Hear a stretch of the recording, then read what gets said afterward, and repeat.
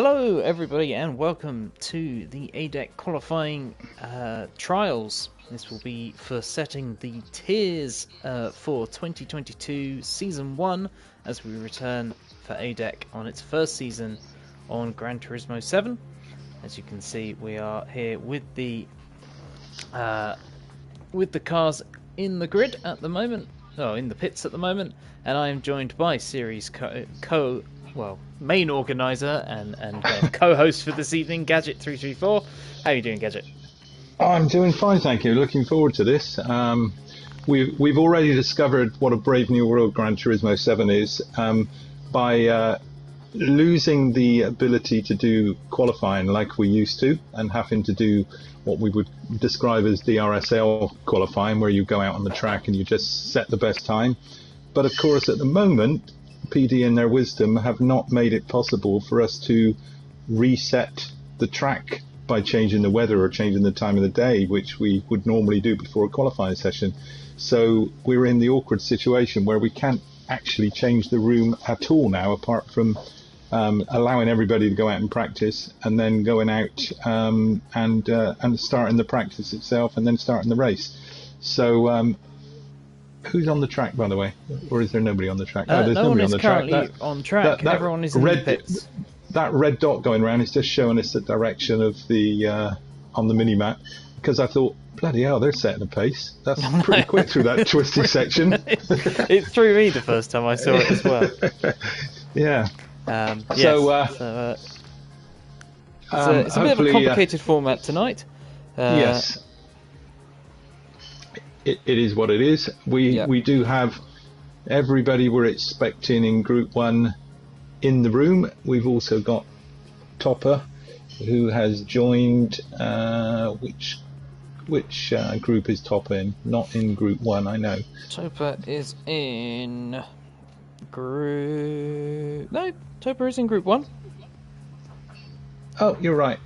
Okay, yeah, Group 1 is the one that is actually fully occupied, right? Because we've had a few dropouts, so we've got a couple of 5 driver heats. No, we are missing Rockboy from Group 1, who would have taken that spot, the additional 7th spot that was originally assigned for Group 1. So I'll quickly run us through tonight's proceedings. So we'll be running 3 heats. The best 3 will be progressing automatically to the final, and the remaining drivers from that heat will progress into the repechage.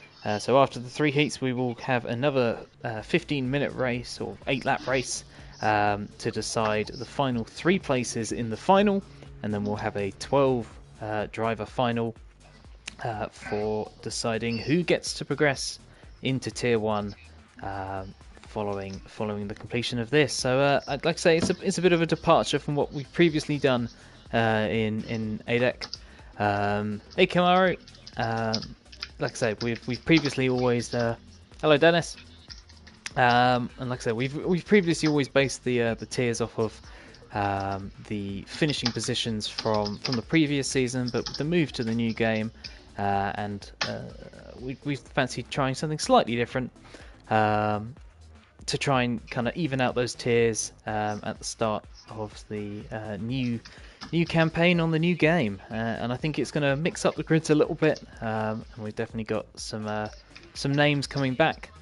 But yes, we'll shortly be getting away for the qualifying. It's fast and frenetic once we get going tonight, with the race briefing very much showing that we are basically hitting the ground running from 22. So we've got 5 minutes till the start of qualifying for Group 1. Unfortunately, we'd normally have cars going round at this point, but unfortunately, due to as previously mentioned by Gadget, we can't adjust the room settings once they're open. Once cars have gone round and set a lap, they're going to have an effect on the qualifying, so everyone needs to stay in the pits up until the start of qualifying. But yes, we'll be getting underway with some action on the grid very shortly. And like I say, these guys are raring to go in the spec car of the series, and I'll let Gadget talk us through what we've decided to go for the qualifying series.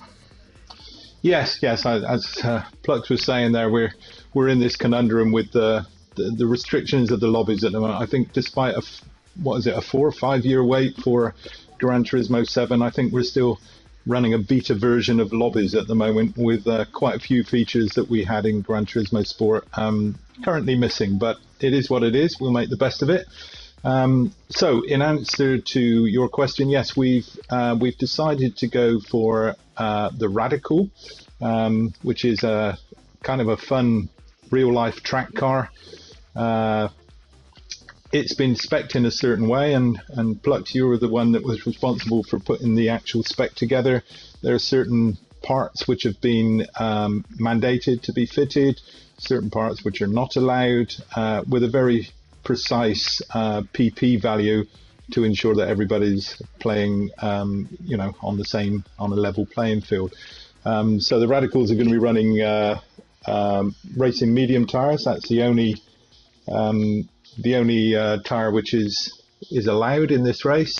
The heats will be 8 laps, so there'll be 3 heats, 8 laps each, and then we'll be going into a reportage, and it'll be the top 3 drivers from each of the 3 heats which go through to the final, and then also qualifiers from the reportage as well.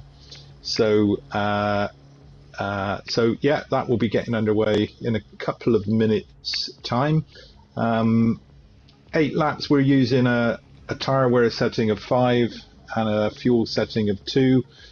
There won't be any need to refuel with this. I think when I did a quick test, I think we've probably got a good 16 laps worth of fuel in the Radicals on this track. And the tyres should be easy enough over the 8 lap qualies, but for the 10 lap final, I think a bit of tyre management will definitely be needed, because you're going to start losing particularly that outside rear left, the rear left tyre, and these Radicals are quite lively at the best of times, even on brand new rubber. They can get quite light at the rear when you go over the many bumps and dips on this track. But that will be down to the drivers managing those tyres and ensuring that they've got some rubber left to finish the race at a good pace. Plux, have you got anything more to add about the format? Because you were largely responsible for putting this together. There was some input from Frog as well, who's unfortunately not able to join us tonight because he's working late. Yeah, I mean, like I say, the basis of the format was kind of looking at kind of rallycross as the kind of inspiration. We wanted to make sure that, it was a competitive format, but everyone had a chance to... Hi guys who are commenting on the stream, nice to see you all coming along. And like I say, as Rice has just put up, the final section is definitely going to be where the tyre wear is going to be kicking in and feeling it. I've seen a lot of people struggling with that final fast sector. But yeah, like I say, the reportage is there to give anyone who has a bad heat race another shot. We don't want it to be one and done. And also it kind of ups the ante as we go through the evening. The reportage is everyone's one last chance. Obviously we're not expecting dodgems out there, and as always, the ADEC super license is going to be counted for this. And if you're bashing people off the road, we are going to look at that. But like I say, the intensity should build as we go through the evening. And like I say, we're looking forward to really showing off what some of our stalwarts of tier 1 who have fallen into this, and some of our up and comers in tier 2 have got for us tonight. But it's now 1 minute to start qualifying, so I'm sure everyone will be on track ready to go. We've got our initial first 6 drivers for Heat 1, who will be the most experienced driver in all of ADEC, which is Muller. He tops the races completed list, I believe. And then we'll have Forzi, Topa, Ayrton Senna, Jason, and long-time absentee, the only undefeated champion in Drek history, F1 returning, which we're very happy to have back. Back racing with us. And shall I send a message to everybody to go? It is now time. Everyone can exit the pit lane, and I can finally actually go to the track and show off some... Oh no, that's not the right button. What I've done there is pushed a button that I didn't mean to push, which is classic. Plux can't actually spectate. Also, Gadget, make sure you back out of being on track, because we don't want to be included in the race. I've got to. Yes, I'm just in the pits because I need to spectate, right? So. If you can still spectate without being on the track. Oh yeah. Cancel entry. So I'm just gonna. Correct. You can indeed. Okay. Let me switch on so I can see all the information. So it's just the drivers we're looking for this evening. So the 6 drivers. One of the things you will have to kind of bear with at the moment while the game is still bedding in is there's a little bit of kind of inherent lag. The cars aren't as smooth as what they were in GT Sport, but I'm sure that will get better over time. But yes, it's something that everyone has been struggling with a little bit since the game's launch. Like I say, the car's looking good out there. Like I say, it's an inline 4 pot turbo engine. The cars are running an anti-lag system, so you'll hear an awful lot of pops and crackles as they go by, as we're on board with F1 at the moment. That's definitely going to be one of the drivers to look for. We'll pop over now to Muller, who's going a little bit wide through the back, the tight back right-hander. As we see, I think Muller's gone a little bit wide. Mark should not be in this race, should he? No, Mark needs to back out of this one. Okay. I'll let you manage that while yeah. Keeps the. Yeah, pops and bangs, Craig. Pops and bangs. Everyone likes to put pops and bangs mod. Yeah. So Topa will be our first driver to lead us onto the qualifying lap. Like I say, it's a 5-minute qualifying session, which is effectively enough time for everyone to get one full lap in. A second lap wouldn't be completable in time, so it's all about getting it done first time of asking. Shout out to Paul Walsh there for his classic line. So as we break now down into the left-hander, it's a tight. This is the new chicane added to the returning Trial Mountain layout. Of course, we are running in reverse this evening. Just something a little bit different to what we're going to be doing in the main ADEC series when that does start, coming from next week, and starting with a whole host of returnee tracks in Season 1. As we head up now through the banked right-hander, Topa running a little bit wide off the desired line through there.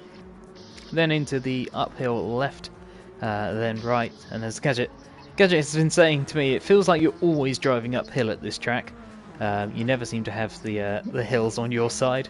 So we head now into one of the most famous corners on this track. You can head right down underneath that yellow line to pick up as much speed as possible. A little bit of oversteer there for Topa as she heads up the hill. And that's one thing that the drivers are going to have to watch. If they start hanging the ass end of the car out too much, particularly that left rear tyre will wear quite quickly, and it will become a bit of a handful once you get sort of 3/4 of the way through the race. So, from lap 5 onwards. However, the cars do burn off quite a bit of fuel throughout these 8 laps, and these are quite light cars. So when you lose the fuel, it makes quite a big difference to the power to weight ratio. Yep. And certainly, Plux, when you and I have just had a play, we're kind of finding that probably the fastest laps are likely to be set maybe between lap 4 and lap 6, when the tyres are still decent, but there's a bit of weight has come out of the car. Yeah, I think it's definitely a case where, it depends on the driver's, particular style. If you're really averse to that oversteer as Topa comes out that final sector, the tricky final sector, so heading down Topa now starting his 3. Oh, that was his qualifying lap. Okay, that was cool. Topa's qualifying lap. Muller and P3, but unsurprisingly, 2 minutes 0.6 for F1 goes to the top of the timesheets. We'll jump back with Forzy, who looks like to have made a small error because there is some rear damage and may have lost it through that final section. Are we going to call this when everybody's done one lap? Yeah. Flux, or once Haldez is through, then we'll have everyone's finishing position. Here comes Jason. He stayed off the grass. Classic. What's he doing? He's slowing down. He's backed off the lap. I'm guessing Halder's going to be starting from the pit lane. Not from the pit lane, but starting at the back. At the back. Okay. All right. But good luck, everyone, for the first heat of the ADEC trials. Okay, so we have a grid which will be F1, Senna, Topa, Muller, Forzy, and Jason electing to start at the back. Okay, let me just call it that quali is over.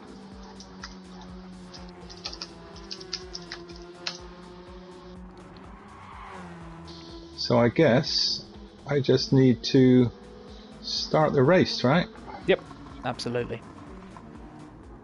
I need to start race.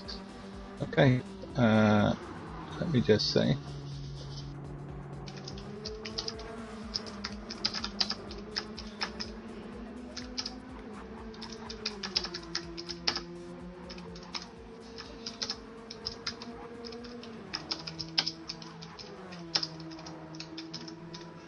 Uh-oh. Mum distracted me. People accidentally improving lap times as F1 jumps to a 1:59.6, but luckily I don't think it's going to change the actual finishing order of the laps. But you know, as long as everyone backs off now, as Muller has done. Okay, start race. Underway now.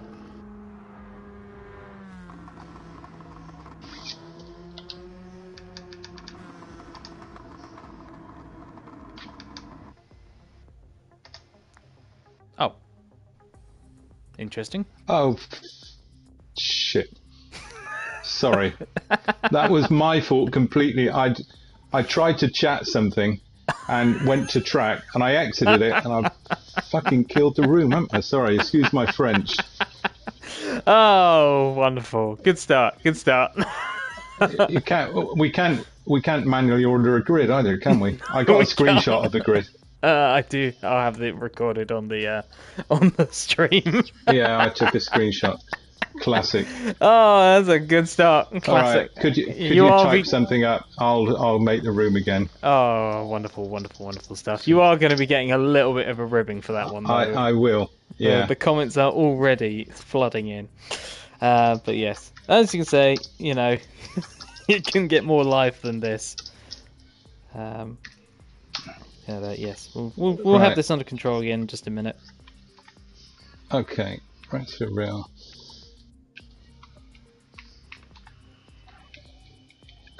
And you can't just... Right, this is where I'll make the mistake, by the way. Doing it in a rush. Yeah. Preset weather. What was the weather? SO3? Yeah. Yep, SO3. Late morning. Time variable 2. Grid start with pens. Fastest first. Bop off.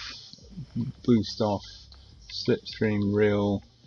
Visible damage on. Light. Tire wear 5. Fuel 2. Grip reel. 1 minute.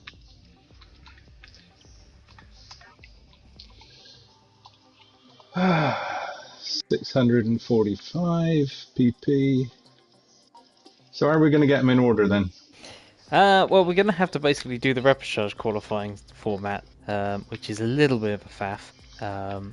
We get them all to run round well, if we get them all to run round in the order that we say. In the right order, and then get them all to stop at the line, and go. So basically, everyone behind F1, and then stop.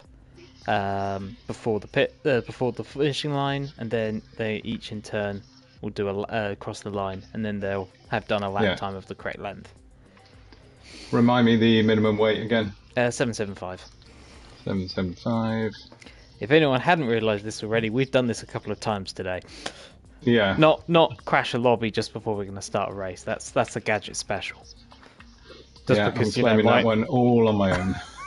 Just because my times aren't quite tight enough to make for organising. Yes, but yeah, these things happen. Cannot be fitted. Shortcut penalty weak. None. Off. flag was on. Okay, I think I've got that done now. Can you type up room is reopening? I will do once I've got into the room. Okay. They also very irritatingly swapped the buttons that you push to to get into the lobby. Yeah. Yeah. Oh no. Oh dear. I think people are clipping the start of race, end of lobby for the rest of time.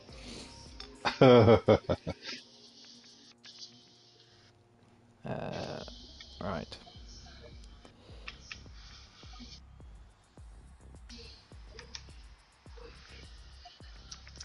Right. Well, after that somewhat accidental, interruption. Also, for anyone who's interested in Fanatec steering wheels, there is a very nice limited edition wheel on eBay right now, going for £250. You've got 15 minutes to get your bid in. Thanks for that one, eBay. Push notifications. Anyway, back as we go. I do like the way at the moment we're mostly just thinking about clipping you crashing the room. So as per usual, usual business has started. Let's find the way to take the biggest mickey out of the organisers. Yes. Craig, I haven't bid on it. I already own a very similar one, and I think I may be in trouble if I buy another steering wheel. It's Craig on the stream. Hello, Craig. Long time no speak. Yeah, we got lots of people from the ADEC and drivers room community. Lovely. Really, I should just call it the drivers room community. Yes. But yes, it's good to see everyone. Is everybody in that we're expecting? I think so, aren't they? No, we're missing one. Who are we missing? No, that is everybody. Okay. That is all 6. 6 plus me and you, yeah, okay. Yeah. Right, so yeah, if everyone do the outlap, stop before commuting the lap. Oh no, we need everyone to do an actual lap as well, I think. I think you have to do the outlap and then do an actual lap as well. But if everyone stops on the line, it will allow everyone to get back at the right place, in the right order. Have you got the order to hand? I can get it to hand. Okay. I'll tell everyone to wait on the line. Wait. Alright, you tell them that. On the line.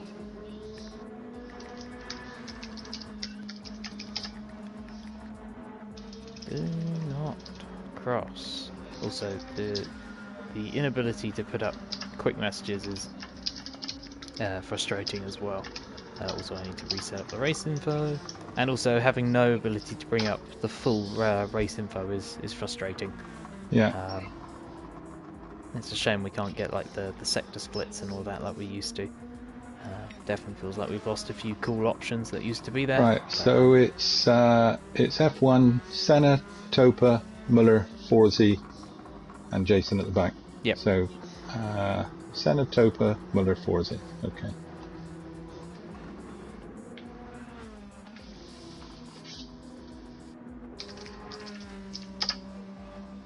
Senna, Topa. Was it Forsey, Muller? Senna is. Did I say? Just about going to make the line. I just didn't cross the line. It's actually amazing to see how fast the radical slows down. But yeah, so yes, that does seem like the right order to me. So if you post that up, we can get that ready to start. Yeah. Oh, okay. So it's Topa, Muller, Forsey. Okay. Yeah, Topa, Muller, Forsey. Howdy. Nice bit of parking there by everybody.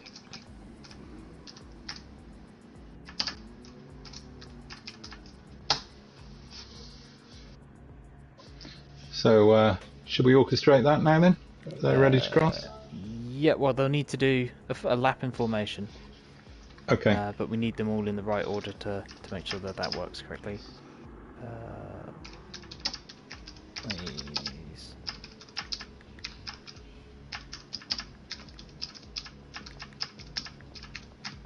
this is basically a lap. Are you typing this now? Yep, I will type this. Yeah. Complete lap. Okay. And slow before line. The thing that caused the problem before is because I was juggling controller and steering wheel. Good work. Because I'd gone out and done a little bit of track reconnaissance, and yes, pressed the wrong button.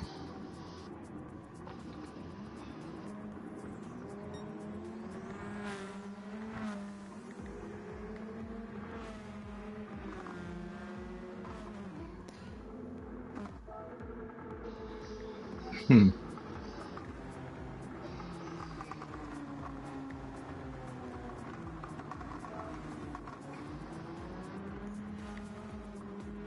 sure everyone can work out, you know, that it's a 2 minutes 15, but just in case. Yeah. But this is also how we're going to do the repechage qualifying, and the final qualifying. It's going to be a little bit.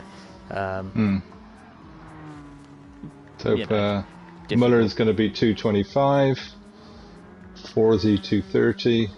Yeah.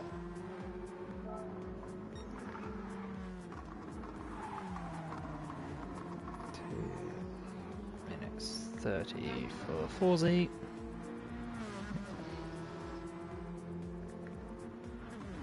And then 2:35, Jason.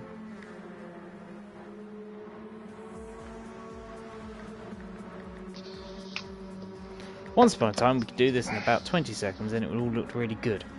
Now we have to... Well, we could have just done a manual reorder of the grid. Exactly, that's what I mean. We could have had the Yeah. lobby rebuilt in 20 seconds and done a manual reorder and it would all been fine. Yeah, recalled the lobby from a save setting, which we don't have. Not needed to... Well, the lobby would have still crashed if I'd have done that. That's true. So that I'd still be accredited for the fuck up. 57 looks very nice. That seems so overly complicated. Agreed. Especially for the organisers. Doubly agreed. Yes. It is. We're going to have to basically be perfect all the time, and there's no way of doing any sort of fun nights, which is a real shame. Because you just can't change anything. So it's a real change. Lovely work there by F1. Doing a beautiful 2 minute 10.9. Obviously that is going to be the lap time we really record, because that's the real grid. I'm joking, of course. Excellent work. Oh, this should easily get the grid back in the right order. I'm glad this is working, by the way. This was a suggestion by Bottle Job, and it seems to have worked very well. So I'm very pleased about that.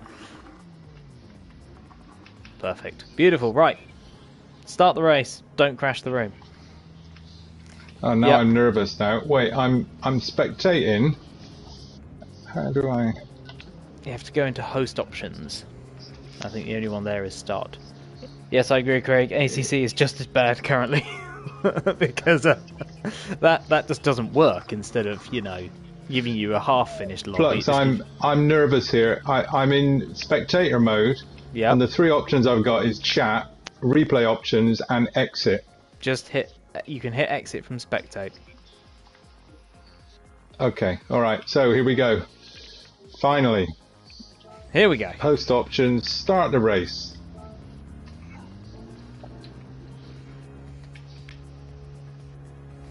Yes, I agree, Craig. Laps count here, while in ACC they currently don't.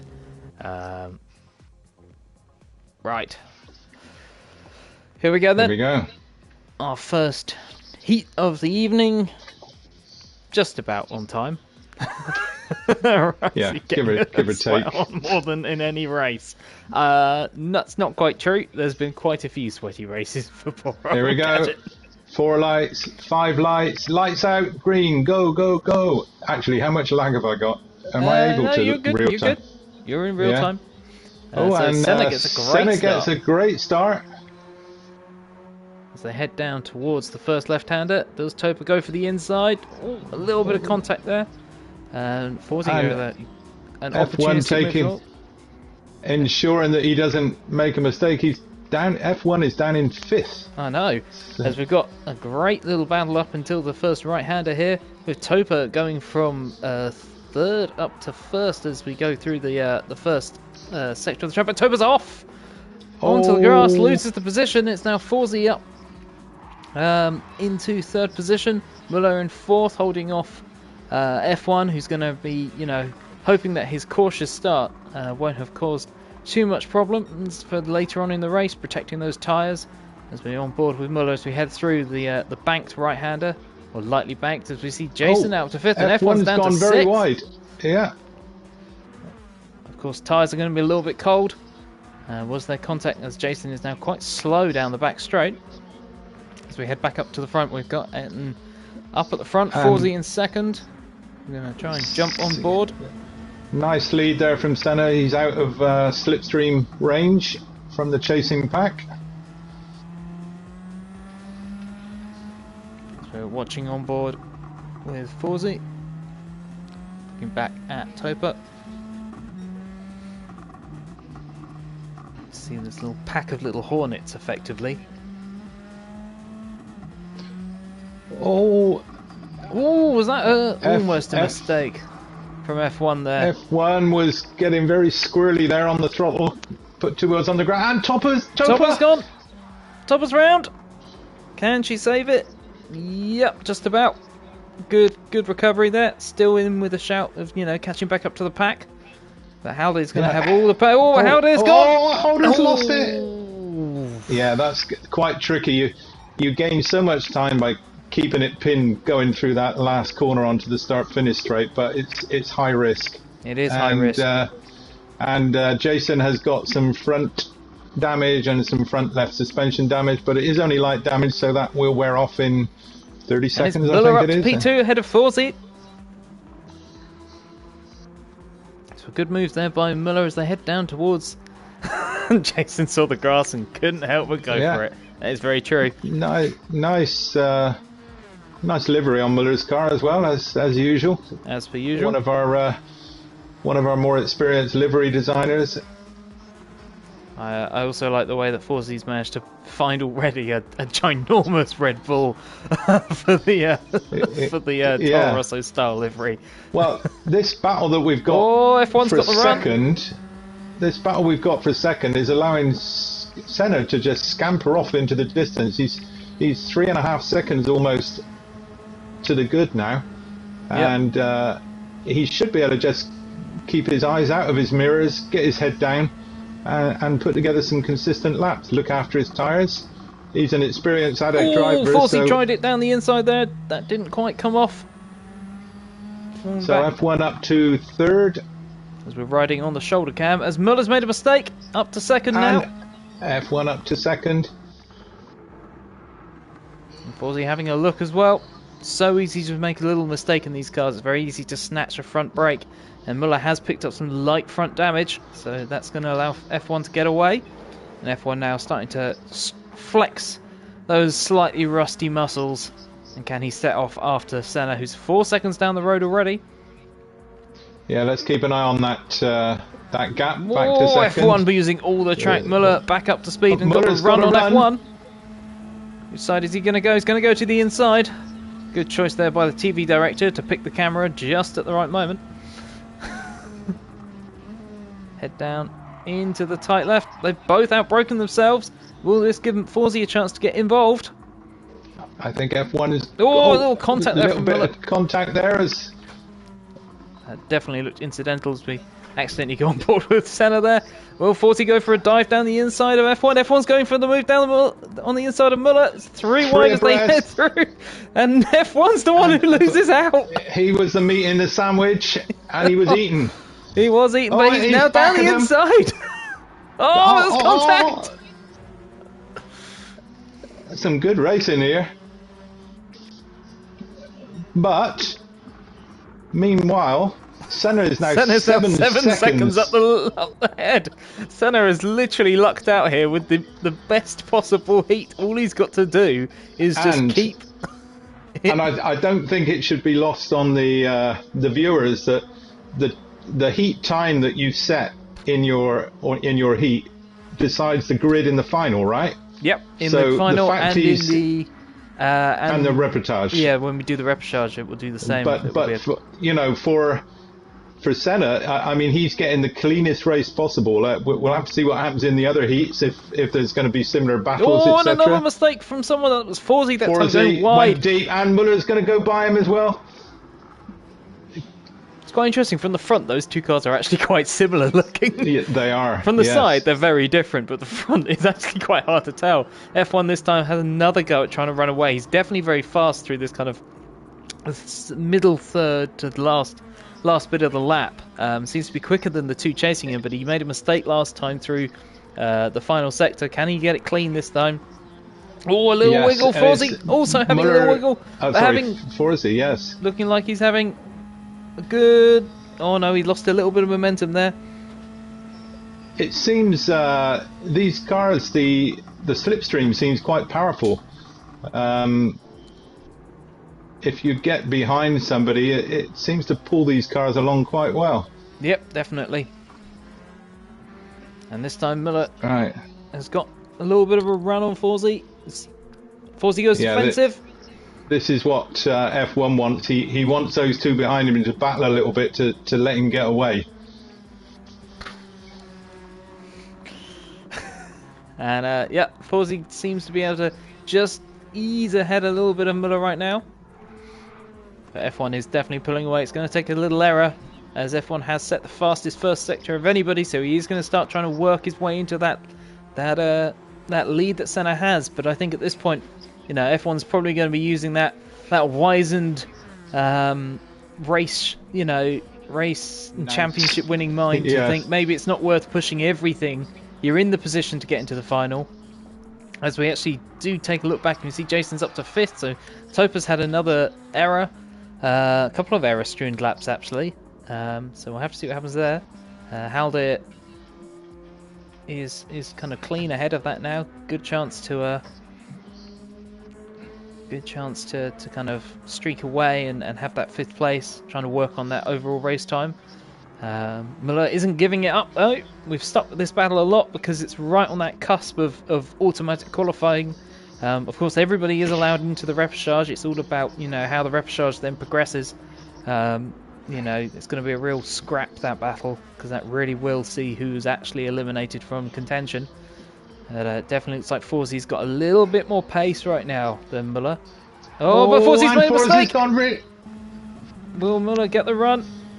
I think he has. He's got a run, but is it going to be there in time? Half a second. No, he's going to run out of road, or is he? No, he's just going to run out of time. Yeah, he's not going to do a do or die. Yeah, maybe a less experienced head would have gone for that. But Miller definitely, kept his head there. He can, Yeah,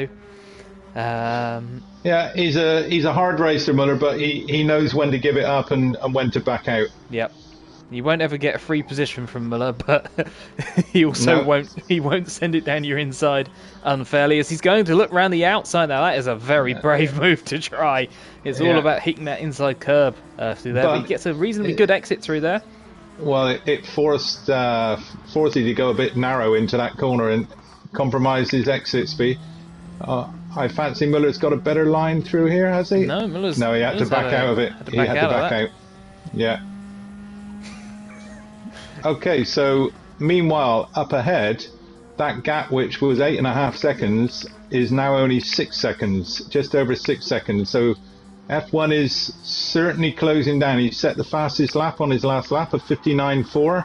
Excellent work there. You can see the difference actually in lap 3 and lap 4, where he had, all that battling really was what set up that initial.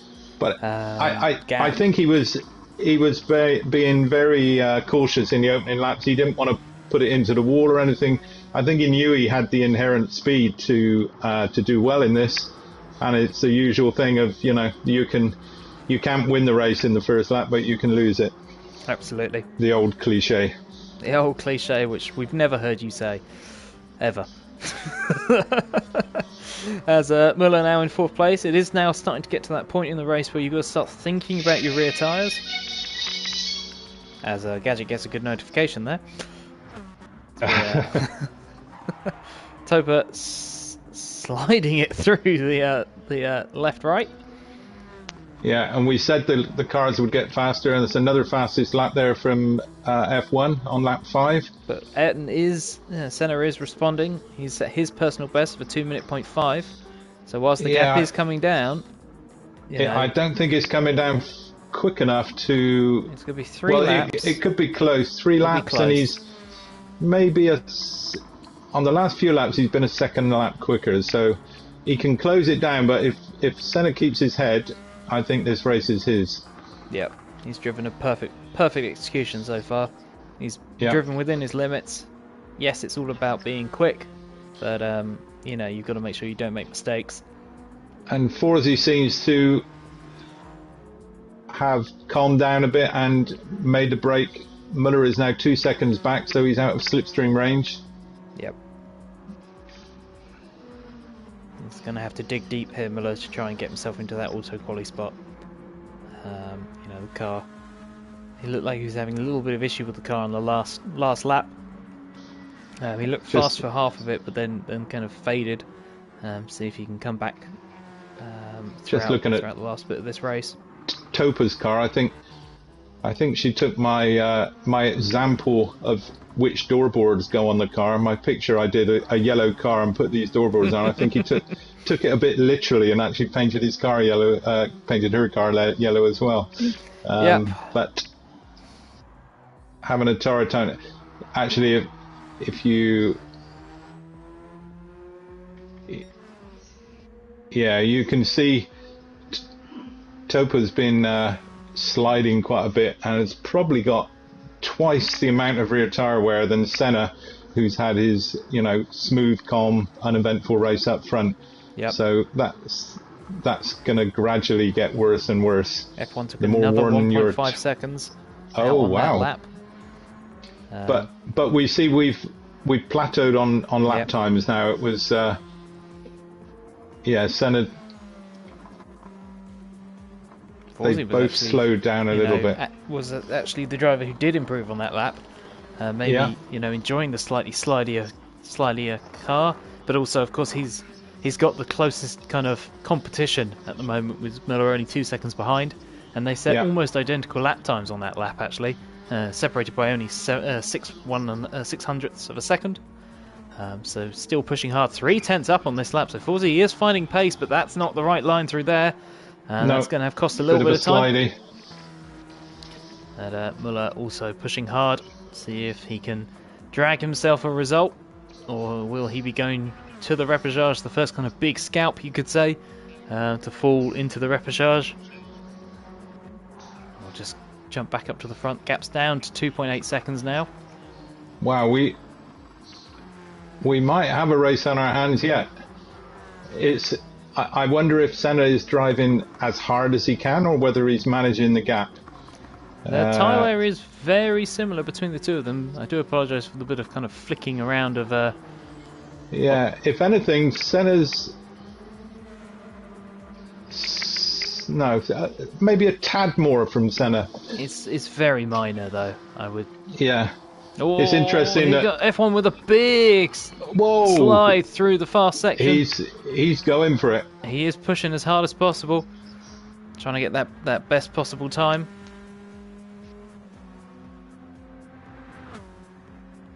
Still in the 159s. Still amazingly in the 159s. Took almost Senna's 2 seconds out of that lap. Yes. So this is now the final lap. Here we go. I think it's going to finish close, but I think Senna's going to hang on. I think Senna probably has a good chance to hang on. He's just got to make sure he doesn't balk it. Very experienced racing driver within the community. I think hats off to Forsey. Actually, I'm just looking at his lap times. Look at his since he actually exited his battle with Muller. Yeah, he's been very right consistent. Look at the 4 laps he's done there. Because he kind of exited that battle on lap 4, so that's probably those 6/10ths, and then he's had 3 laps in a row, very close times, and they've been good times as well when you consider the age of the tyres. Tyres in the laps in the 2 minutes, That's good work. Oh, Muller pushing so hard on that last lap. Just clipped it there, but we're going to jump back up to the front of the field just to see if we will get a last lap, last ditch battle. I can't imagine F1 trying anything rash at this point. He's just trying to, improve his race time as much as possible. 1.2 seconds, yeah. Senna's going to have to really have thrown this one off the road if he's going to drop it here. Half a second difference, half a second down in that sector. F1 going a little bit wide, big slip. Oh, he was giving it everything there. Eyes got a little bit bigger maybe than they should have done. But the killer whale was once again on the attack. We haven't seen this for a long time. The Orca Racing team out pushing hard again. But it is going to be Senna comfortably through that final sector, losing a little bit of time, but he took the safe route, and he is going to take race 1, heat 1. I'm sure he'll be delighted. Fantastic to win a heat with F1 in it, I think is to be applauded. Great drive, and Forzi secures the third and final automatic qualifying spot for the final, and we'll get the race times, and I'll take a screenshot of those when the race is finished. Muller crosses the line around about 16:45. Jason's a little bit further back, but still a valiant effort in a car which is never easy to drive. And once again, fantastic looking. Yeah, Topper's left rear is completely rinsed.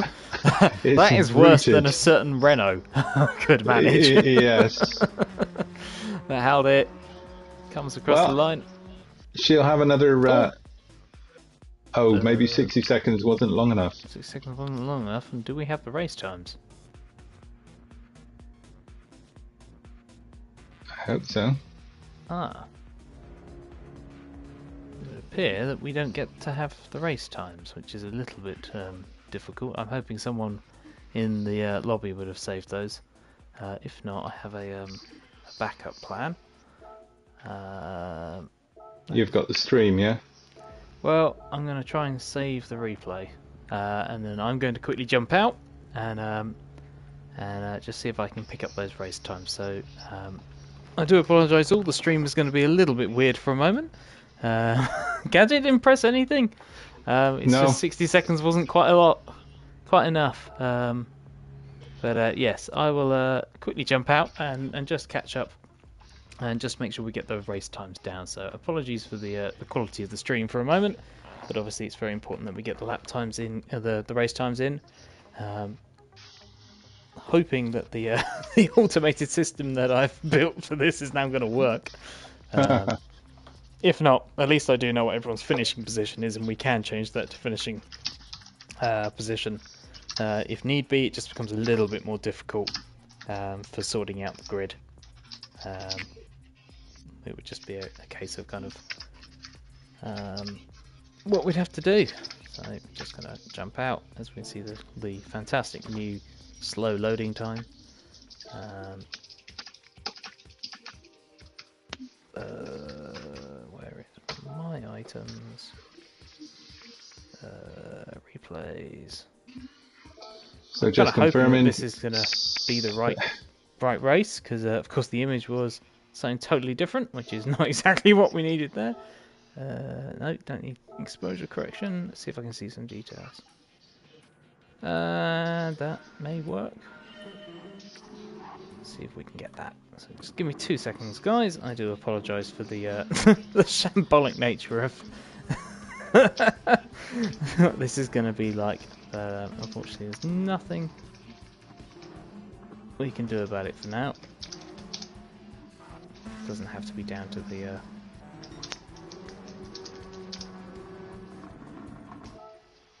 absolute minutiae, but we do need to know roughly what everyone's lap time will be.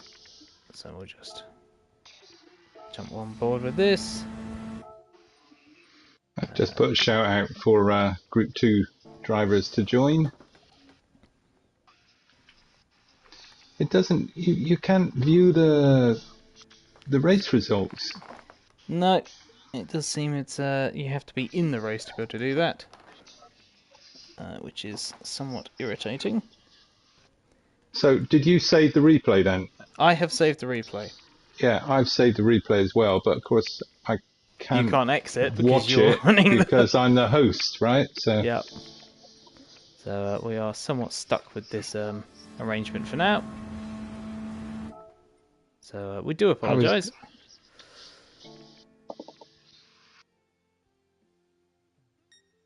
Right. 16.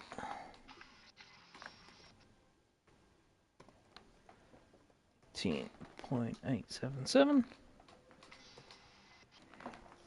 Okay. Have you? Are you seeing them? Yeah. Well, okay, I'm taking it from the moment that the they cross the line. They cross the line. I don't get the full thing anymore, which is very frustrating. But it is what it is. And the lobby is filling up. Clever's in. Dennis is in.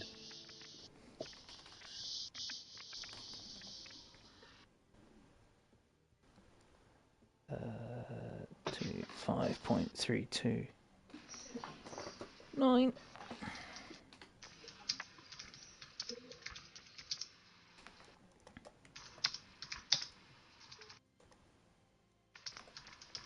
This was supposed to be a little bit less of a hassle than it's become, but unfortunately, this is.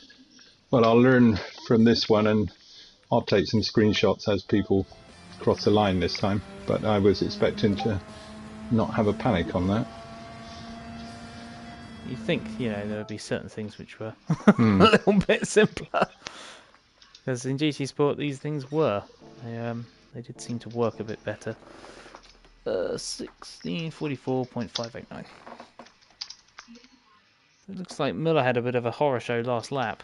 16:44.589. H-Boss suggested, is it worth recreating the lobby, maybe to extend the finish time, but that'll take another 5 minutes by the time. I hope they fix this with an early update and just smarten this up a little bit. Yep. Because we don't technically have a finishing time for Jason, I don't think. I think he was about to. 30 odd seconds he was behind. 38 seconds behind, I think. So Jason will be. And then I think Topa was like another 25 seconds back. Yeah, so it'll be 17. There's 1 minute 30 off, I believe. So 17:48.0. Cool. So that is our initial positions done, and I will jump back into the correct lobby. So I do apologise all.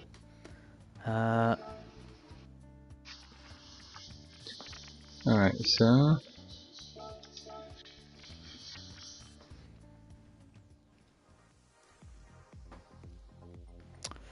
so we are expecting Mickey, who's in. Glover is in. Ben is not around yet. Yeah, we're looking for Ben. H-Boss is in. And Dennis, so it's just Ben we're waiting for. This is probably you joining, isn't it, Plux? Mm-hmm.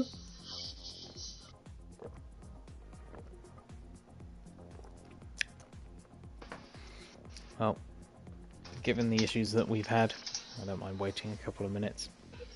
No.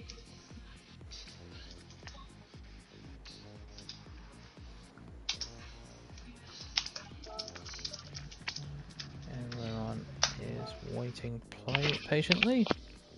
And hopefully this time we'll have a qualifying session that actually works. Yeah.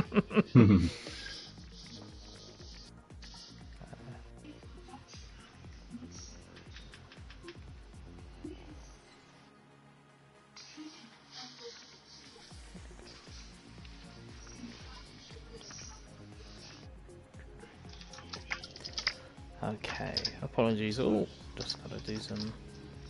I've just found out from Kim that it's possible that Ben won't be joining us. Oh, really? Yes, because his work schedule is off to what we're doing currently. So I'd say we can start from this point. I've not heard anything either way. I will just put Ben in as like 20 minutes or something.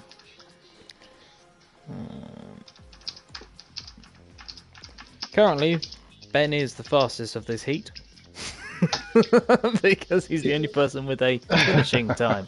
Well done, Ben. Cracking race. Cracking job.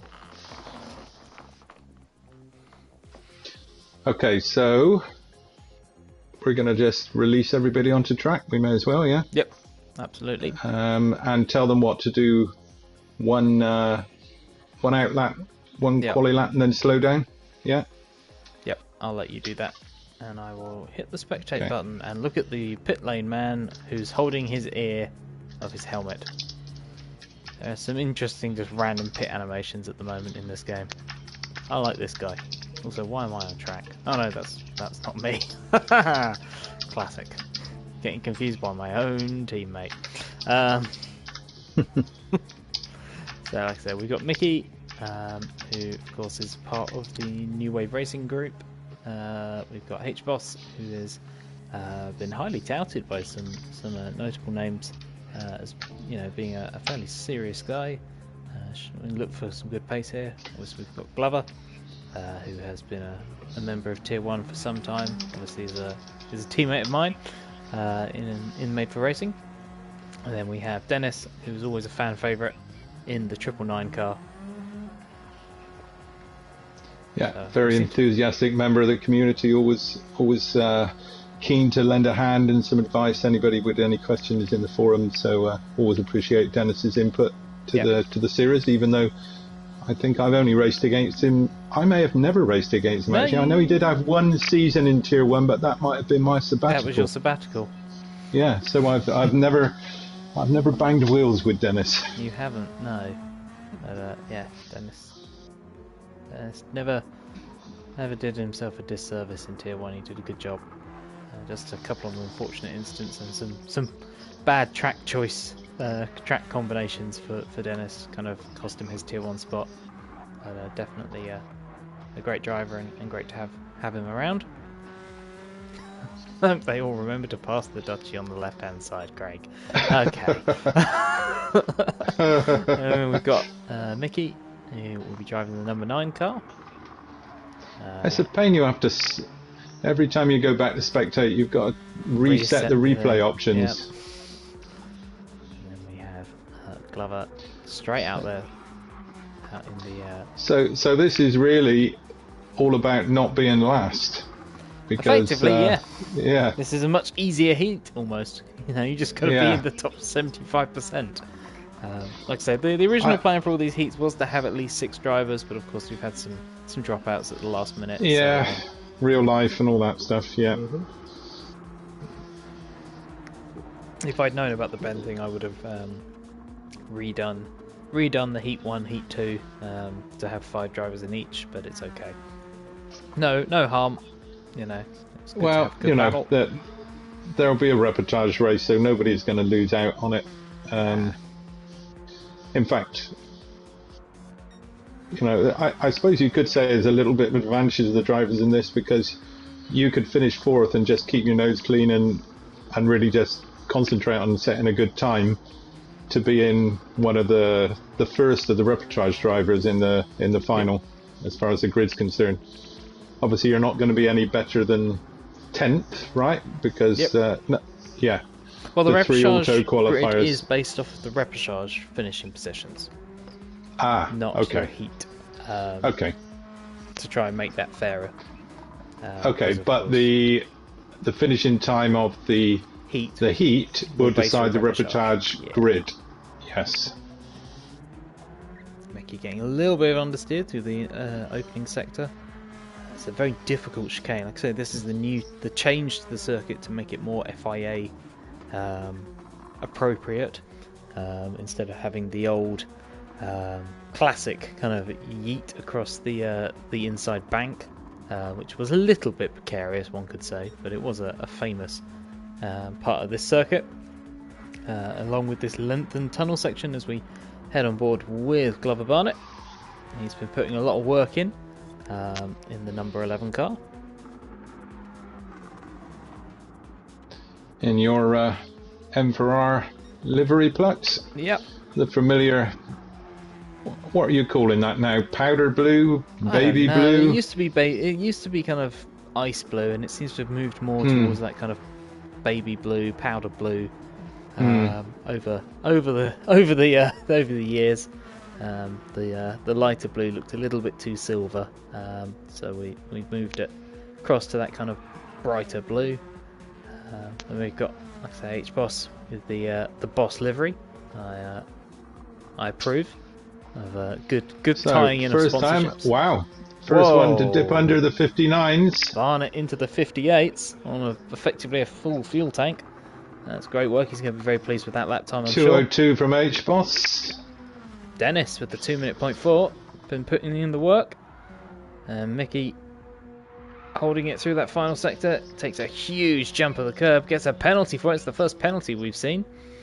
And of course, that if we were finishing the... if this was going on to the next lap, we'd actually get a chance to talk about the fact that we now have mandatory penalty gates in lobby races. Yeah. Something that we didn't have. I can just get this going now, right? Yeah, hit go, don't hit exit. No, H-Boss, that was a perfectly good lap. Don't worry about it, buddy.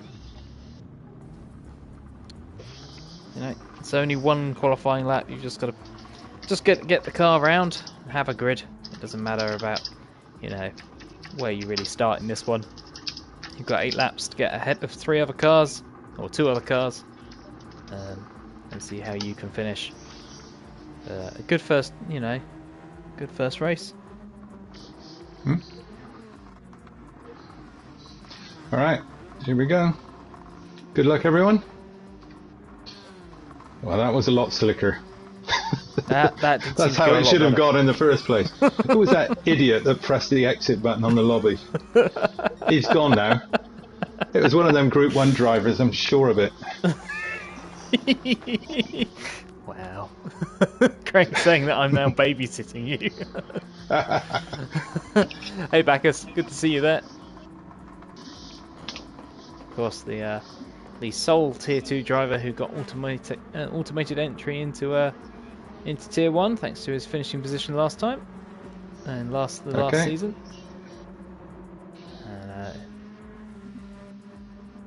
And is that going through? No, it's going now. Hey, excellent. Wonderful. Right, look at us all on the grid this time. Although you're on the grid. Oh, nice spelling of quali, by the way, for the room name when I was hurriedly typing it. Gadget, you're on the grid. Oh, shit. How did I do that? You entered the race instead of spectated.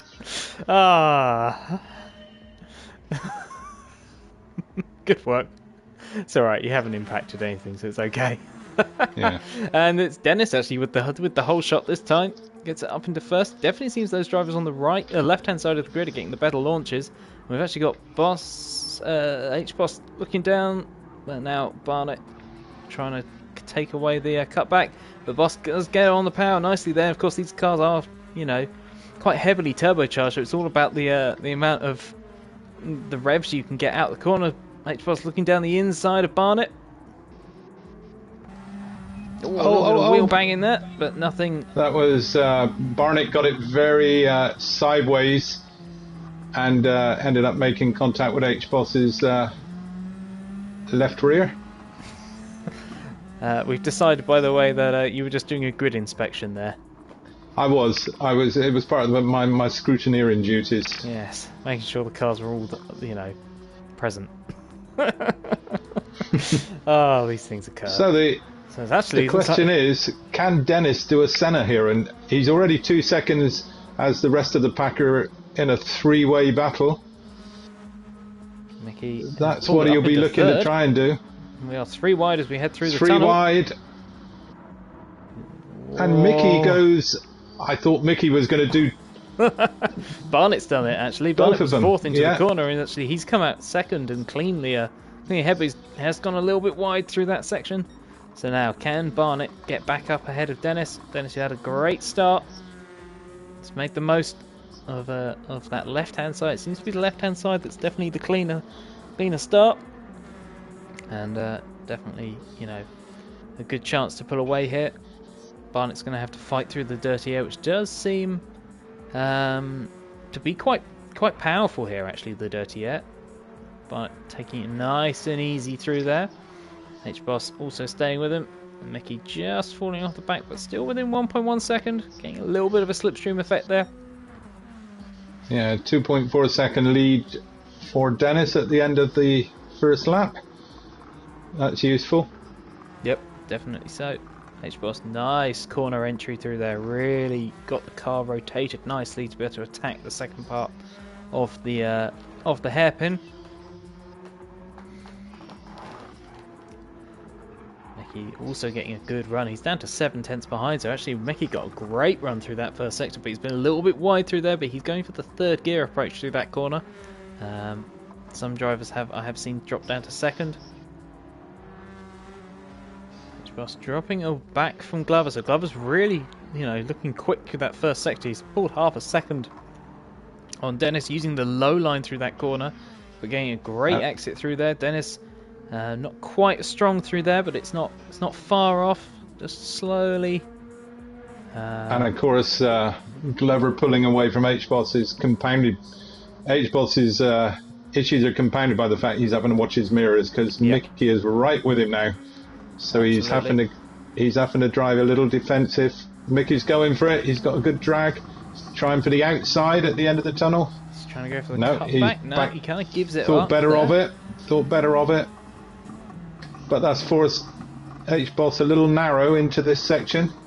Yeah, but Mickey was a little bit wide, I think. It's hard to tell.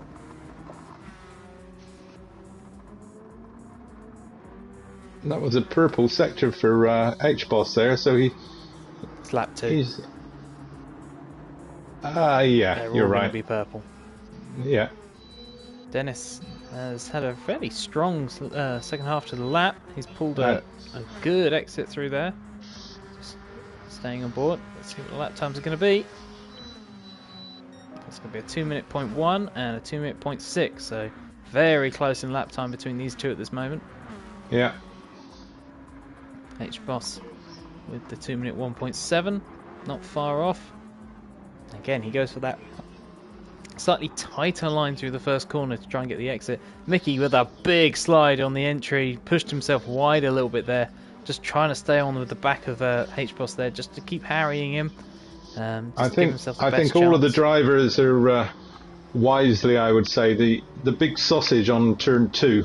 Avoid it, particularly in a mid-engine car, because it'll just throw you sideways. Yeah. Oh, and again Barnett with an excellent first sector. He's taken half a second out Dennis through this part of the lap. Oh, but he's dropped it! He's lost it! No, Glover. Make sure he gets himself a safe rejoin. He was just pushed a little bit too hard. He's got front damage. It'll take half a minute to shake off. So now this is all going to be down to Barnett having to pull it back through. It's definitely looked like the quickest driver through the first sector we've probably seen, actually. He did, yeah. I think F1 was a little bit more... I think, again, it's that pad versus that wheel aspect. I think maybe the pad is a little bit slow to react through the first sector, but F1 was excellent through the kind of second half of the lap. You could just see him really smooth inputs. Still got... I'm sure... there was some blue language inside Glover's helmet when he would have known that was happening like a good second before he hit the wall, because he just got an outside wheel onto the grass and the car just went. Nothing he could do about it. Yep, absolutely. He's already having a look at Mickey now, though. Yep, and obviously this is first and foremost. It's about getting to the final. The error will annoy Barnett, but of course all he's got to do is get one position, and he's back in the auto qualifying spot. He's in the slipstream. Is he going to go for the inside move? He's looking at it. He's got the overrun. Nails it down the brakes. Will Mickey defend? No, not really. He was a bit wide through there. It's a tricky corner to defend though, because it's kind of a one-line 90-degree corner. It is, yeah. It's a bit Mickey Mouse, to be fair, but it does give you a heavy braking zone for T1, so you can actually affect an overtake. That should be Mickey's corner then, shouldn't it? Meanwhile, up front. Dennis is doing a Senna and checking out now. With Glover gone, he's now got 6.3 seconds on H-Boss. H-Boss will be delighted to be up into that qualification space, but he's got a very hard charging Glover right behind him, who's pulling Mickey along with him as well. So we might only have 4 drivers in this race, but it's probably a closer race than the first heat overall. Yep, definitely. I think, F1 kind of got through the pack and then disappeared, and this time we've got Barnett, who looked like he was about to do the same, and then had a small incursion. And Barnett's going for it. Oh, big dive! Caught like each boss a little bit napping there. There didn't look like there was any contact though, so he kind of give him points there. Opportunistic, probably. It's one of those corners which has got a variety of lines into it. It's so wide, and Barnett took advantage of that width there. Yep, absolutely. You can always use that bit of yellow, and you know that because the game doesn't penalise you for it, even though the AI isn't smart enough to go through there. Exactly. So Barnett now has got to try and get his head focused again. He's got time to try and whittle this gap down and try and get as good a qualifying times as possible. And even with the overtake, he sets a 59.6. Wow. Some very hard charging lap. But yeah, here he goes. Can he close down Dennis, who's now, like you say, probably just trying to, put together those consistent laps as we saw with Senna. Take care of the tyres, take care of, your line. Don't get dirt on the tyres. Don't push the rear end too hard. And keep focus as well. I mean, it's easy when you're out front to kind of think you got the race won and stop doing what you've done to get you in that position. Look for your braking points, your turning points, smooth on the throttle, smooth on the brake, all that stuff. Yep. You just switch off for a moment, particularly around this track with these cars. They're Mickey so going nervous. For the inside. But H-Boss does cover it off nicely, and we'll probably get a good exit. But he's going to be in slipstream up the hill. Mickey covering the inside. Boss covering the inside. On the T-cam.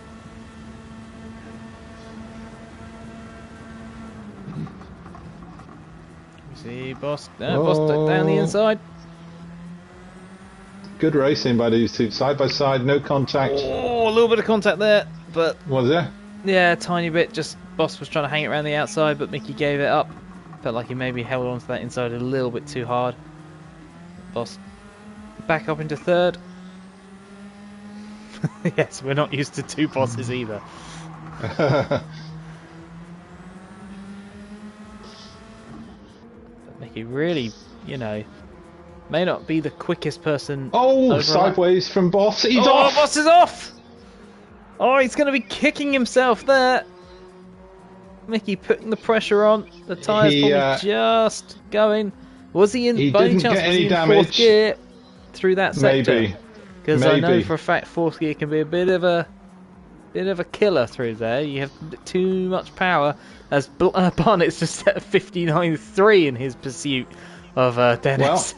Well, we're at that part of the race that we said we expected to see overall fastest laps, and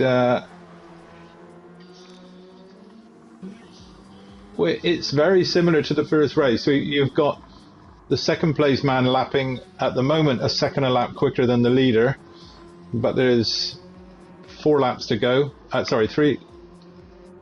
Three laps to go, and 5 seconds between them. So you would think that it's not enough time, but I think it would require a mistake from Dennis at this point. In terms of the tyre life, they're actually very similar. Dennis has been using a spot traction control to try and help him out with that rear tyre wear, which is a perfectly reasonable thing to be doing with how twitchy. Oh, a big twitch there for Dennis, as I just said about the rears being easy to. I think traction control is probably going to be used more widely in Gran Turismo 7 than it was in Gran Turismo Sport. Barnett's because a 10th up again. He's giving it everything possible. No, there's yeah. Rice just pointing out. Barnett did set a 58.2 in in a practice lobby. So Barnett has been putting in the miles, and that gap is down to 4 seconds. Let's see what Dennis can do this time by. Lovely line through that final turn onto the start-finish straight from Barnett. He really kept it pinned, the throttle pin, and another fastest lap. He's giving it everything. That was 2 seconds he took out of him on that lap, so it's mathematically possible, but you know. Oh no, he's round. Oh, he just saved it. He just saved it. I was watching Dennis. Oh, he's pushing it as hard as he can. Those tyres are just having enough now. Lost 0.3 through that. Well, I guess he may as well have a go. He's, you know, if you look at it logically, he's got a 10-second gap back to safety, back to where HBoss is. Yep. So even if he had a spin, he could probably still secure third place. Yeah, HBoss has faded a little bit on his pace, maybe struggling with that rear tyre wear, though he is half a second up on his best, so maybe I'm talking absolute nonsense. It has been known. As HBoss tries to drag himself back into safety. Mickey doing a good job there, like I say. Mickey has not quite reached Tier 1, I think, before, but has been very close. Yeah, he's been in the mix, you know, like in the top 3-4 of Tier 2, hasn't he? I think he just fell in seasons where there wasn't a big availability for Tier 1. It was just the standard 2 up, 2 down sort of seasons. Not one of our mass adjustment seasons. Adjustment requirements, which we've had to do a few times. And we'll jump back on board with Barnett, who has managed to take a little bit more. Oh, he's pushing really hard. Whoa! Wow, four-wheel drifting. Oh, no! He lost it again. No! And he's got front damage again. He's got front damage again, but he's got a reasonably big gap to Mickey. I think that's game over for the win. I think it would require Dennis to have an almighty blow up at this point. It's maybe given Mickey and HBoss a bit of incentive. They've now got a rabbit to chase. Yep, absolutely.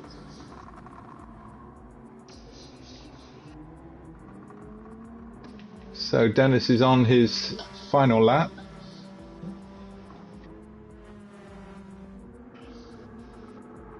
I'm hoping we won't have the problem with the room quitting. With HBoss only 16 seconds behind the lead, the race should complete. Yes, hopefully so.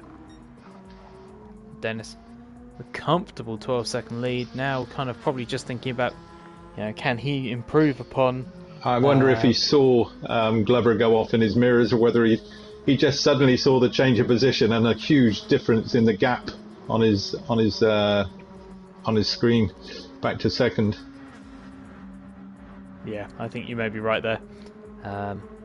Glover having dropped 10 seconds on that lap, just pushing that probably that little bit too hard with little to lose at this point. But as I said, he didn't have anything to lose in terms of he had his spin and he still managed to retain second. HBoss, I fancy, has closed up a little bit. I stand 2 corrected. seconds now. What? Mickey was in Tier 1 in Season 4 when you were on sabbatical. Another one? He was actually he was a beneficiary of the mass sabbatical Season 4. Because there was a few of you off for that one. It was my return, second return season for 2020. Yeah, I think that Dennis has already finished. I think that will be a new best overall. I think that was probably a 16-17 finish. Glover will complete at around 6:28 with Mickey right behind him, who really came on in that race, and HBoss, of course, into the finale, into the repechage. It doesn't give a result screen. No, it doesn't. I think only the pretty shit. I think only the people in the race will get the results screen. Okay. This is a little bit frustrating. So, like before, I will... You're going to have to go back and do your stuff. All right, I'll tell everybody to bugger off and the next guy is to join. Very frustrating. This should have been a lot easier. Back in the old days. Yeah. much simpler. My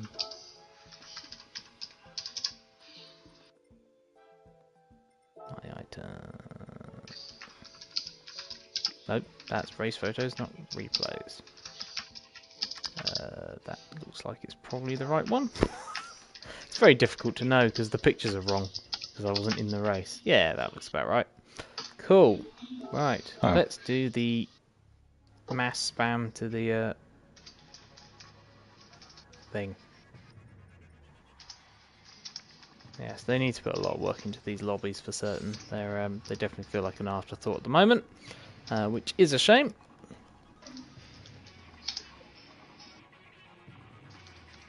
Yeah, that was an eventful race for only having 4 cars. You know, everyone having little errors. Yeah, exciting. Dennis says he's back in the chat, but fully covered in sweat. Hopefully that will catch up. Cool. Had a slight worry then for a moment that I wasn't going to get the get to have the finishing time. No, we'll go back because it seemed like it had lagged for a moment.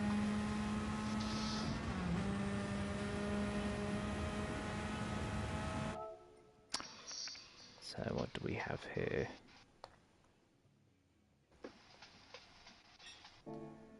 16:16:01. So yeah, new best. So currently we're going to have a new pole sitter. So Dennis is on pole at the moment. Dennis will be on pole currently. Good work. And Senna second, or? Senna will be second with F1 third currently. Subject to what happens in Group 3. Yeah. Barnett saying, I made that half myself in the chat. I think we'd all agree with that. Mm-hmm. Definitely seem to be.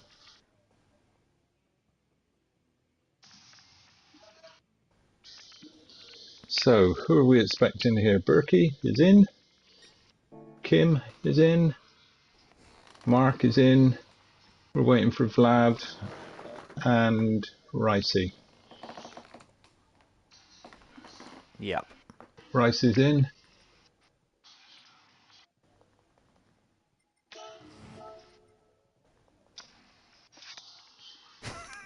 Dennis has just realised he's on pole. There may have been some fruity language being spoken. I bet. But no, fully deserved. Great work. Great work. I've just realised I put the wrong time in there. 29.669. Oh, Taco's in. Woohoo! Well, he's almost in. He's cross-hatching at the moment. And then just grab H-Bosk's tie. Bosk? No, not H-Bosk. H-Boss. Can't say a K on the end of that. I'll get attacked by geese. I do find it hilarious how both of our both of the server moderators are, you know, avians. Right, there we go. So obviously Ben won't be taking up his position in the repechage, but we're doing well so far for filling in the repechage sheet. All the drivers are in. Once Vlava's finished joining, Taco is in. I anticipate, because Taco was very last minute, he might not have spec'd his car properly. That's just a wild guess that he might not be able to join, but let's see. I might be doing him a disservice. I say that because I couldn't spec my car properly to start with until I saw the problem with the anti-lag setting being wrong. But anyway, let's tell these guys what to do. Yep, I'm just going to jump back to the lobby.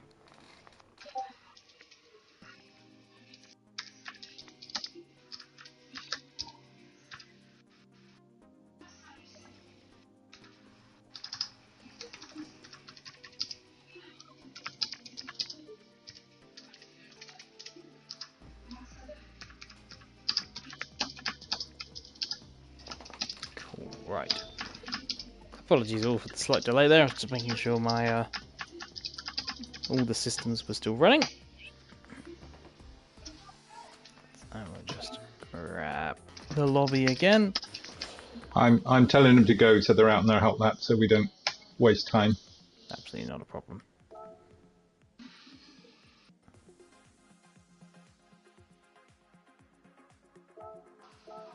Cool. And remember, don't join the race. Ah, yes. Enter. No enter. No. And don't quit the lobby. Yeah. Right. So, we have got some classic liveries in here. As we have got, of course, Kimmer himself in the Mjolnir Norwegian flag livery. We got Lav in the updated. I did indeed do Taco a miss service. He's on track and running fine. Probably with zero practice though if he only bought the car an hour ago, so that will be a challenge. This is not an easy car track combo to just effectively arrive and drive at. Yep. Always a little bit difficult. Yeah, we're going to have an interesting group for I'm liking the all-new Ricey green livery. Yeah. Now he's told me that every time he looks at it, he thinks of a lettuce. I can't unsee that now. That's very true. Or the inside of a cut cucumber. Yeah. With the stripy bit. Yeah, I can't stop myself from seeing that either. Oh, we've got our first slightly livery infractioned livery. Who's that? That's Mark. I can't see any doorboards. Yeah. But I think he had some issues getting the doorboards, so we'll let like I say. Well, you know, as long as it's right for the series. It's all that matters for now. Yeah. It's more important to get people on track and get the. So, Ricey has started his hot lap. Topa was hiding their livery. Okay, it's under NDA. It is under NDA, which is fair enough, being that usually all ADEC liveries are under NDA. But obviously, it's in fairness, it's more the car choice which is under NDA, but it's also nice to have a surprise with the because many of us don't actually change the livery too much from season to season, but obviously being a completely new year and new game, many people have had a fairly major change. So we're on board with Ricey. We'll ride on board with the multiple time podium finisher in Tier 1. Has Ricey had a win in Tier 1? No, he hasn't. He's been very close. He's had podiums. I think he might have got a second. He had a second at Monza in 2019. I remember that because that was the almighty kerfuffle race at T1. That instigated the rolling starts for certain tracks. Although when we went back to Monza, we did actually do a standing start because we realised it didn't make it any safer. A nice line there from Ricey. Head through the difficult right-hand tunnel. That corner's always difficult because you can carry quite a lot of speed through there, but you can't see where you're going. So it's a little bit of a challenge. Ricey running over the top. Goes for quite a big flick into the final corner. And Mark's run wide and brushed the barrier on the exit of the final turn. Ricey up into the 59.4s, by the way, so another cracking time. Our best quality lap, I think, of... Very nice. Oh no, sorry.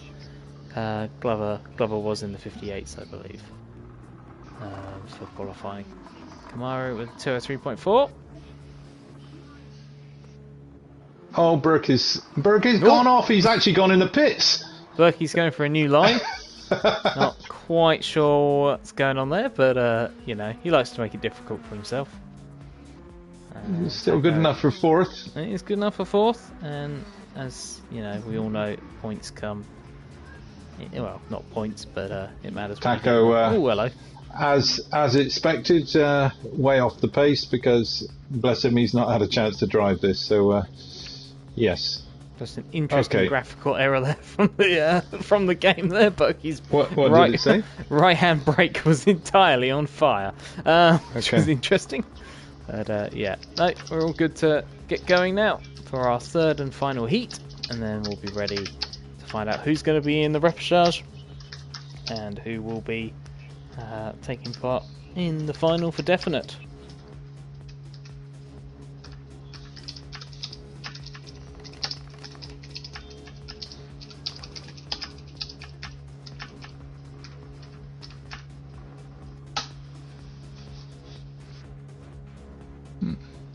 Tell you what, there's a big lag on sending messages. It's like a good 5 or 6 seconds from hitting enter to. All right, so don't enter the race, don't go to track, but start race.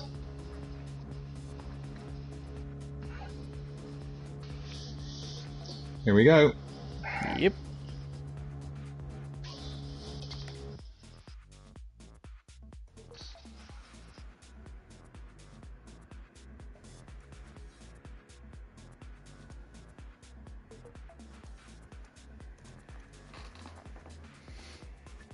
So here we go. Let's see if we see 3 for 3 for the left-hand side start being better.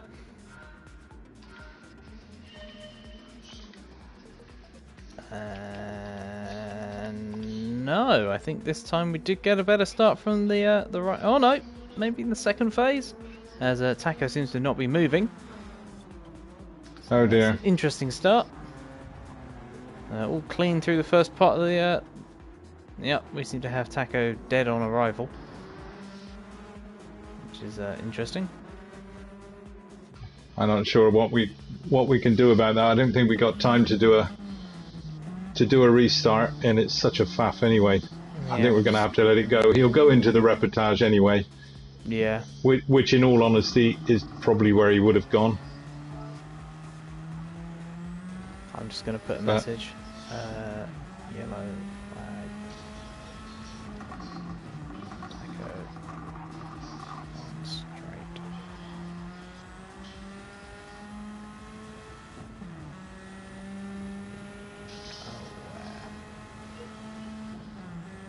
On the straight, so I feel relatively okay with posting a message. Normally I wouldn't, and obviously only doing that as I have. Yeah. Oh, Taco's now moving. Okay, so Taco is now running. So I wonder if he went for a pee, thinking there was going to be longer. That would be unfortunate. Don't take a comfort break just before the start.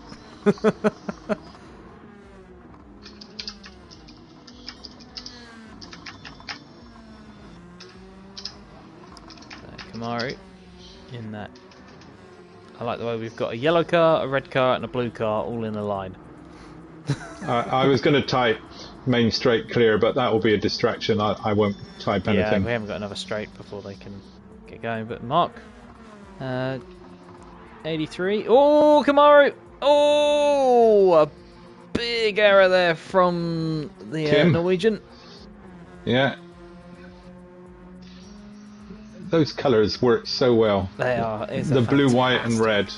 Yeah, in that particular way, it's become an iconic colour scheme. Oh yeah, it's a fantastic colour scheme. I quite liked his DeWalt version as well. Yeah, this is my favourite, I think. Absolutely, absolutely fantastic save though. Mark doing a good job. Berkey up into third. With Villa just ahead. My teammate Vlav doing a good job in second with a preview of the TMB livery for next season. Error there from Vlav, I think. Vlav ran, yeah, he brushed the barrier for sure. At the moment, Ricey looking very comfortable out front, although he does have a little wiggle. Yeah, another one I fancied. Put a bit of effort into practice. Yeah, I think so. Ricey's been steadily improving in a lot of facets of his driving. ACC very much. His problem was always, when he was racing regularly in ADEC, was tyres. He was a bit of a tyre shredder, a self-confessed tyre shredder. He did like to eat the tyres. I mean, not as much as Alex. Alex still wins the most shredding of tyres, especially when you consider he had a wheel. I will admit the Firestone tyre bill was pretty poor for the M4R team in late 2020, early 2021. That's why it's the actual reason why Paul was never allowed to use any tyres, because Alex had used them all. So Paul only got 2 sets per week. So Taco is clearly not going to finish within a minute. He's already a minute 13 behind. But I don't think that matters, because even when we all finish within a minute, we still didn't get a result screen. So we'll have to rely on your replay for that. Yep. Actually, what happened to Mark there? Has he dropped a little way off? Yeah. But he's in the 202s. Berkey with the 201. A little bit off of Villa. But to be fair, their times are almost identical, actually. For the moment, Ricey with the quickest time at the 201.3. So not pushing as hard, I'd say, as we saw Barnett or F1 do, but definitely going for those consistent laps. He knows he's got the lead. We expect this sort of drive from Ricey. Very cool customer. Driven a lot of races, knows what he needs to do to secure a good finish. He's one of those drivers who's occasionally had poor starts to a season and then pulled it back a good few times by just knowing what he needs to do to stay in Tier 1. So yeah, really impressive driving by Ricey so far.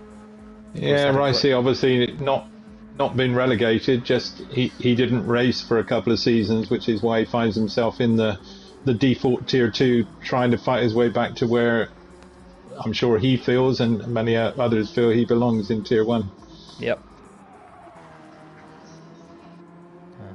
Mark again, just dropping a little bit further off of Berkey. Ricey set in purples at the moment. Not surprising, but he has run a little bit. He's running a very wide line on the exit, and actually Villeneuve staying with him. It's not a big difference. So they both might have gone for a slightly I'm quite impressed by Vlav's driving this, because I know he hasn't done much practice, because he was testing ADEC cars with me the last couple of days, and he only picked up his livery for the Radical late last night. So level fast lap of the race, by the way, 59.9. Yeah, not bad. Not bad at all. He's doing a good job.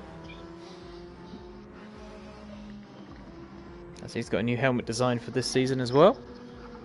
He hasn't had his official one yet. Nah. I haven't done the race suits properly yet. I'll do that once everything is locked in on the car choices. Fair enough. But certain members of the team have got new designs. Certain members have had imported designs, but I will be looking to move over to everyone having fresh looks for their lids.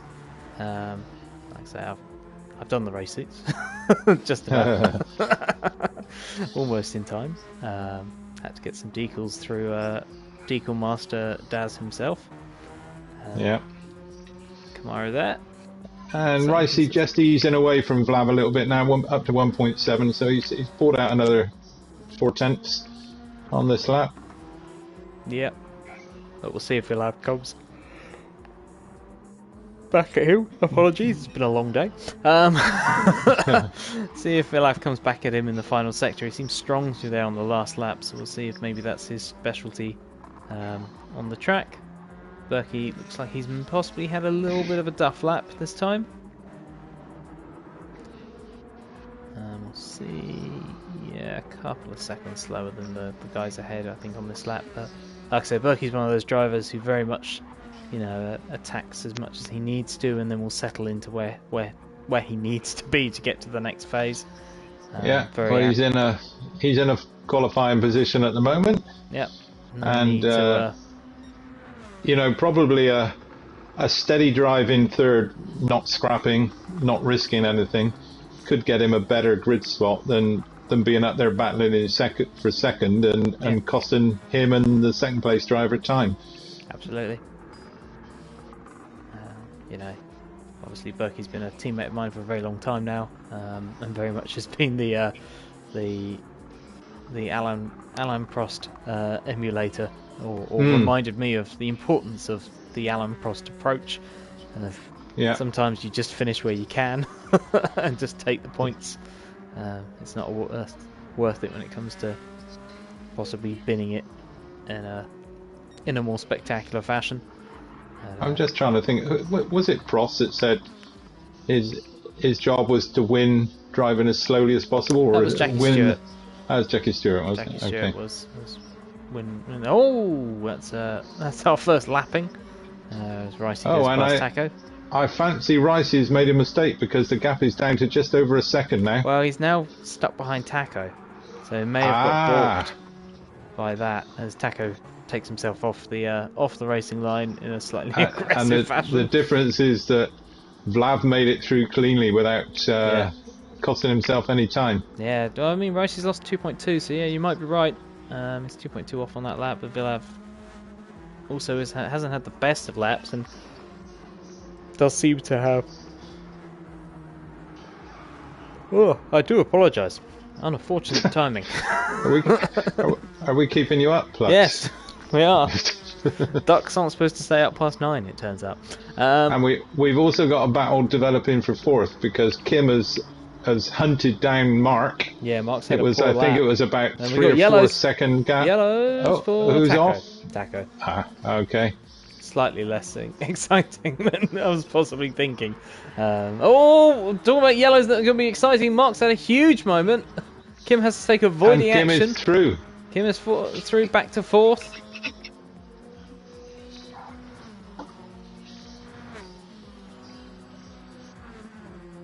Good work there from Mark to save it. That could have been a huge accident.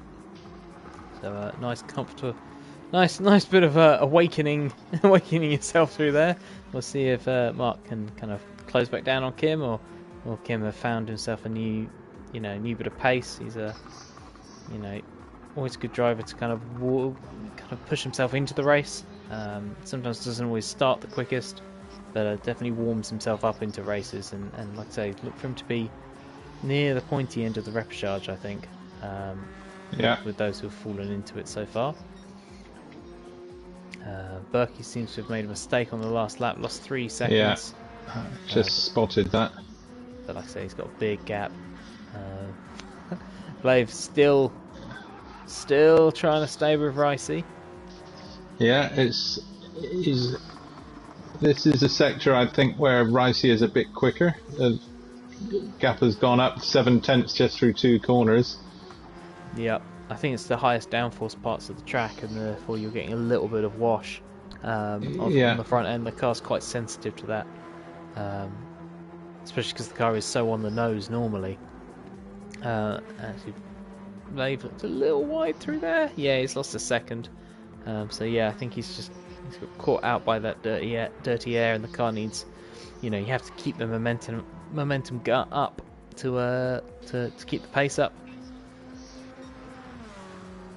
Berkey driving a very lonely race at the moment.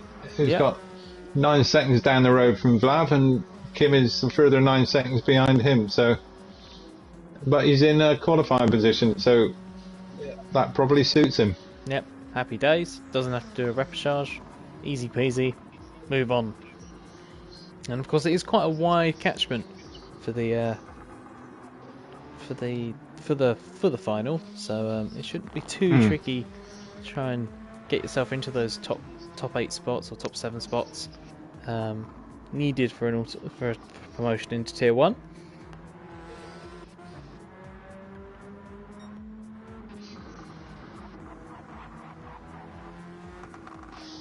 Ricey doing a very measured race for now, not pushing the car too much, not letting it catch himself out too badly at any point.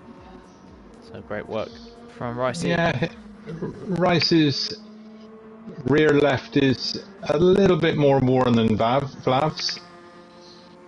So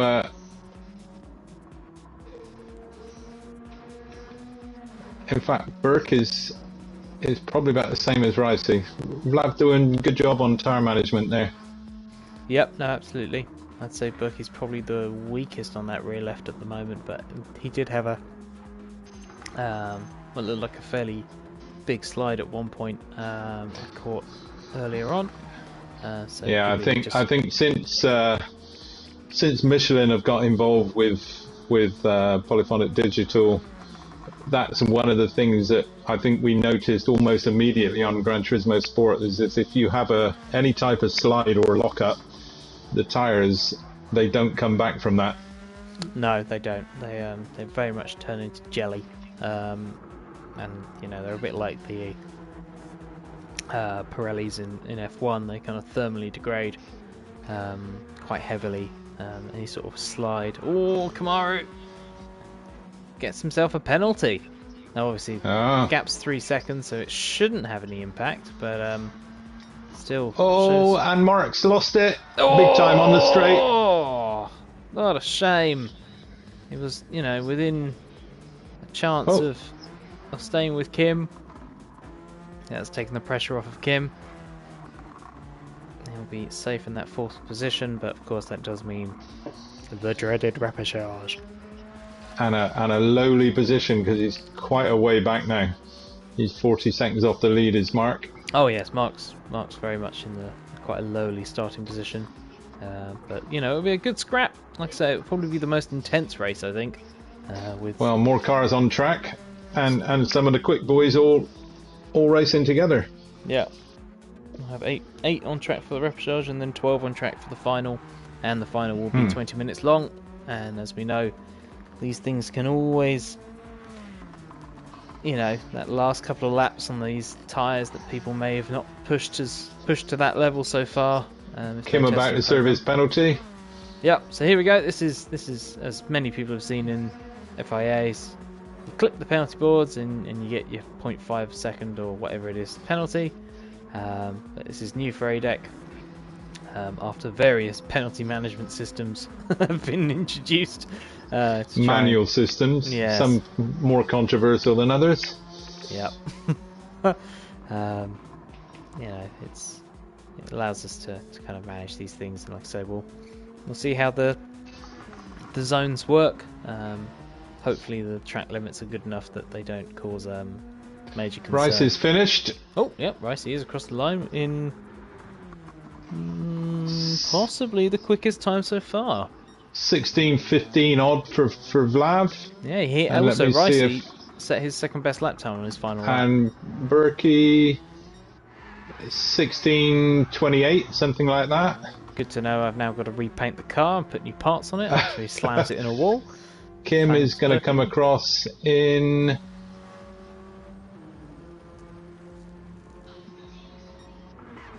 around about 16:44 for Kim.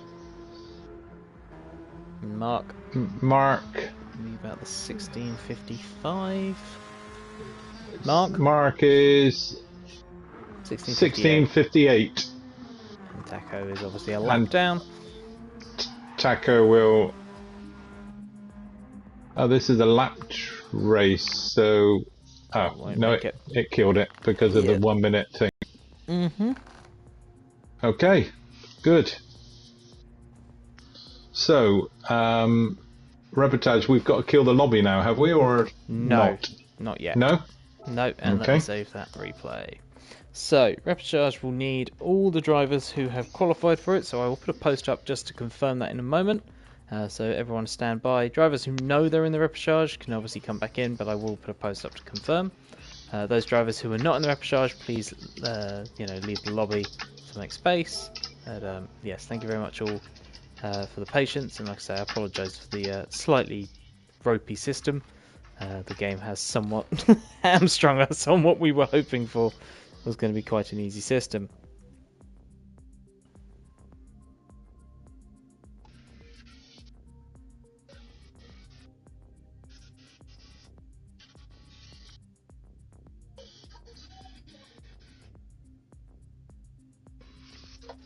Just waiting for that to come back.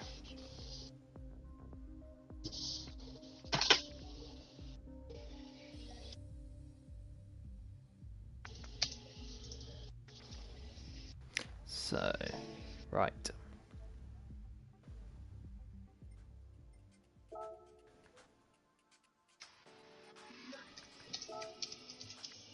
Nope, that's my collection.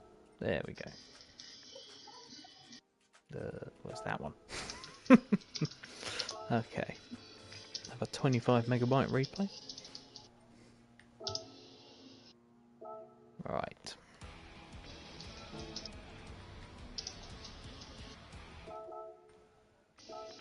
Come on, load in.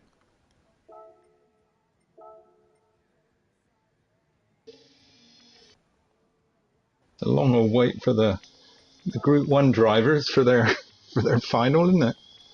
It is a long old wait for the Group 1 guys. I'm hoping they could go off and get a takeaway or something.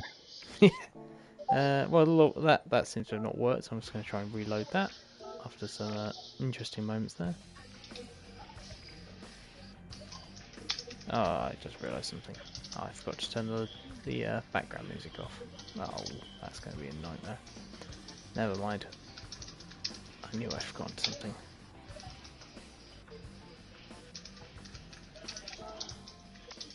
Very frustrating. Apologies all. I just need to go and do one quick change.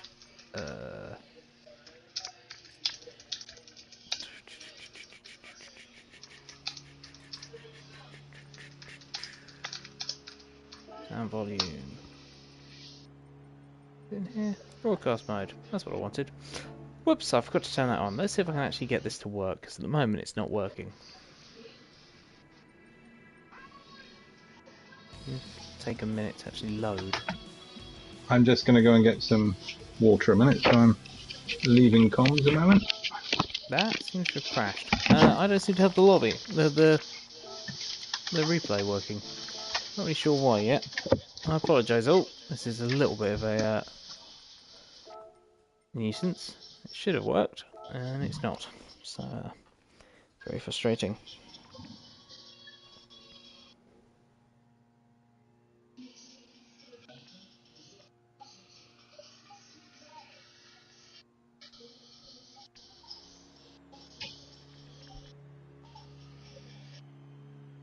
See if we can get it to work this time.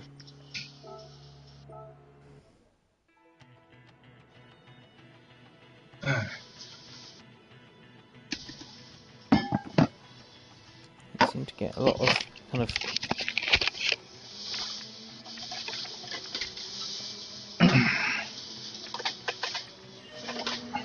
there we go. Got it to work.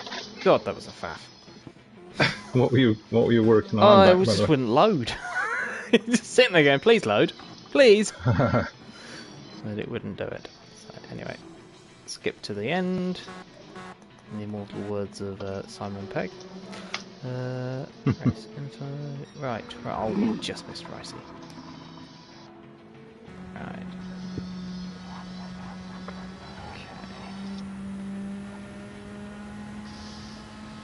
Alright, so who are we? How many are we expecting in this race? Did it again. We should have 9, I believe. Cool, right, so that is 1609, so it's going to be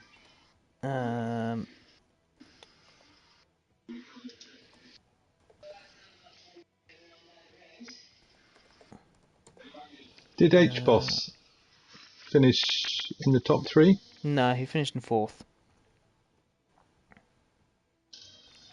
Okay.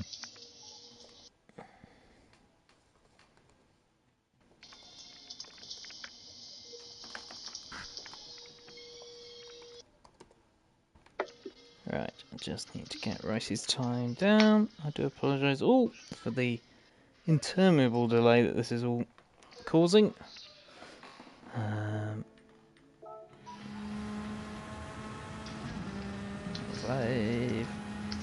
Whoop.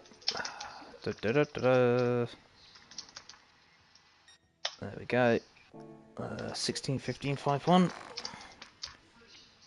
16. That was a fast heat, actually, despite having more drivers in it. So Very quick. So which was the fastest heat? Who's so on far, pole it's in the 3. final? It's Ricey on pole by a considerable wow. margin, actually. I will give the full rundown of that in just a minute. But like I say, I'm just getting these times sorted. Berkey making it very difficult for me because he's sliding over the line. Need a. Where is Berkey? 16. 28.493. Kimmer, who made a mistake on the final lap, but it's not enough to have affected anything. Forzy was he top 3? Forzy was P3.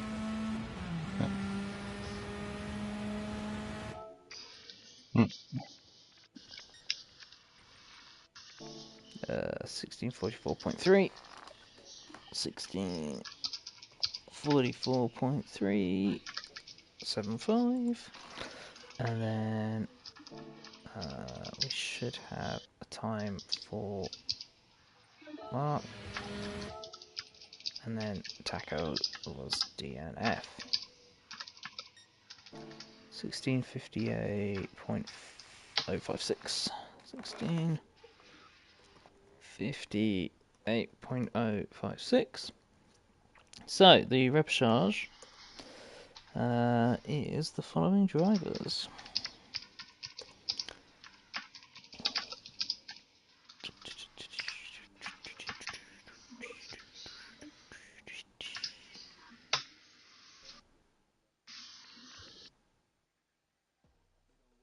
However, that is missing one thing.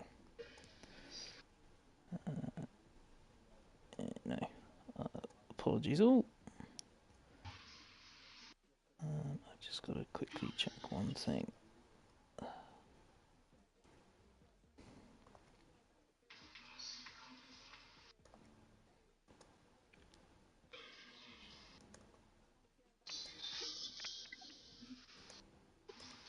I'll tell him that we're...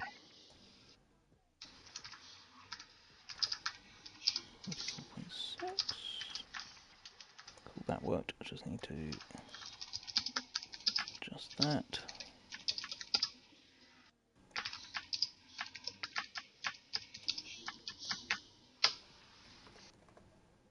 Cool. Right, so for the qualifying order,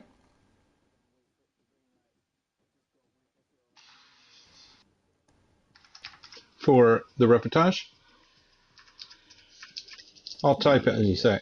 Okay, so This is the... It is H-Boss on pole.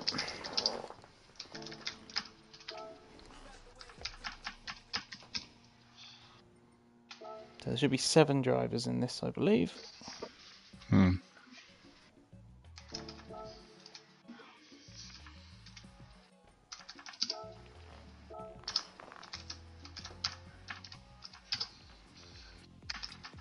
Who's second?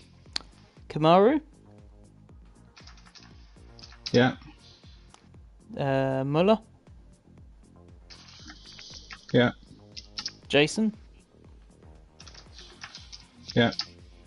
Mark. Yeah. Topa. Topa. And then Taco.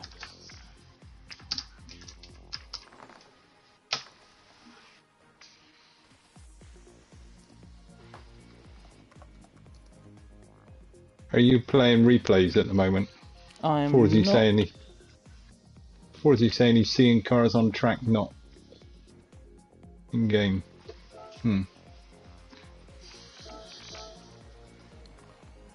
Yeah, that's it. Forzy's gone. He'll be back for the final. He will be back for the final. Good work from Fawzi. 3, 4, 5, 6, 7. That looks about right. Yeah, right. 7 drivers in. I've announced the order. So, are you going to... What are they going to do? Drive around in that order and then... Drive around in that order and then... cross... You're going to give them the times. Yeah, so if they all go to... Are you typing this or...? I'll do it. Go to end of lap. But do not cross the line. In correct order.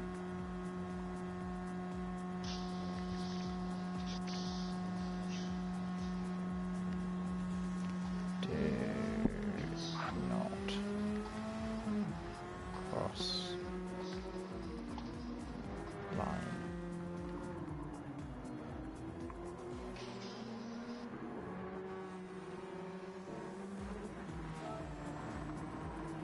Right, I'll let everyone get round and then we'll be good.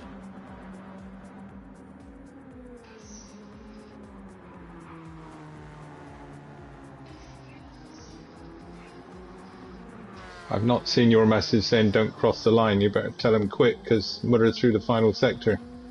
I've just put it up. Oh.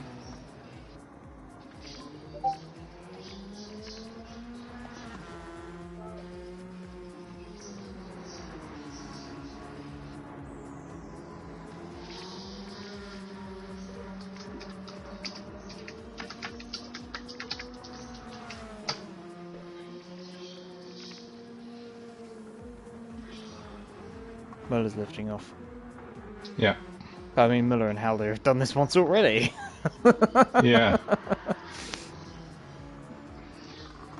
Yeah, that was deliberate. My cock up was deliberate, just so we could practice this.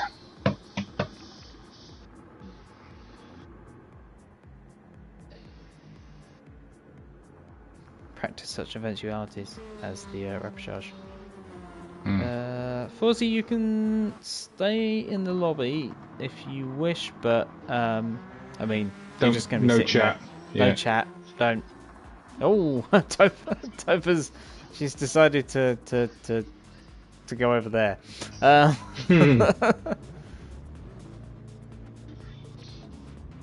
I like the stopping in the grid order. That's very elegant.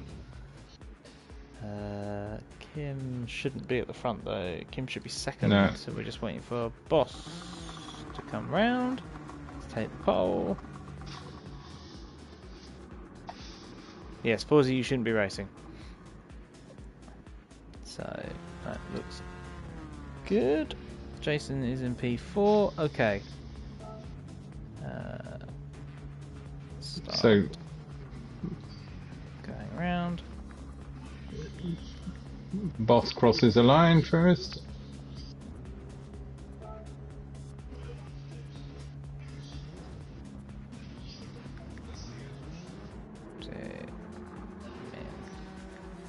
Turn. Okay.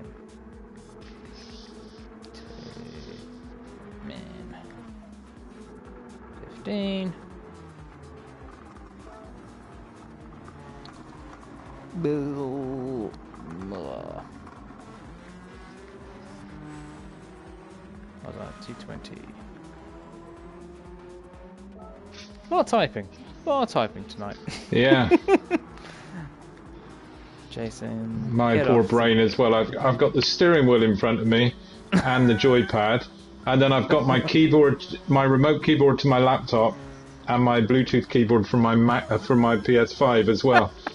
So, my brain gets scrambled sometimes, and I press the wrong button.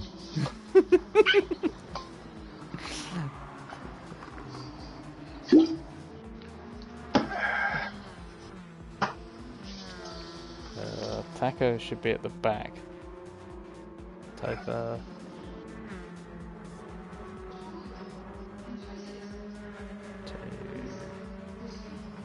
was 2 minutes 35.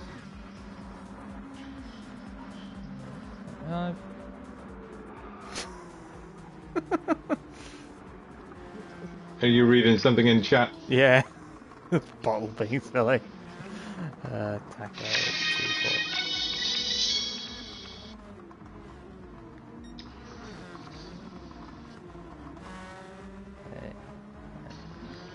40. God, that took a while. And the worst part, we've got to do it again for the final. Oh God. Luckily, I can get that mostly ready.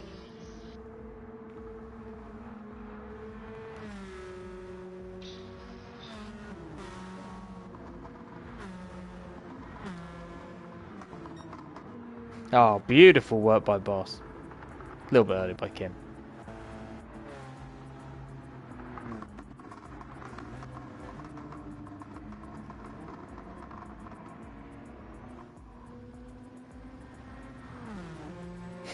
I was the only one taking it very literally. Taco doing everything possible to stop. Very good. Ah, Boss has got a newer Boss with a new style of driving. Forzy needs to leave the track.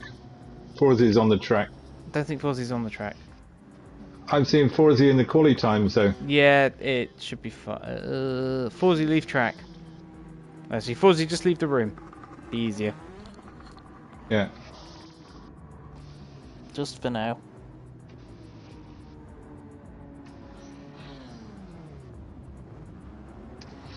Good. Okay. We're good to go, yeah? Yeah.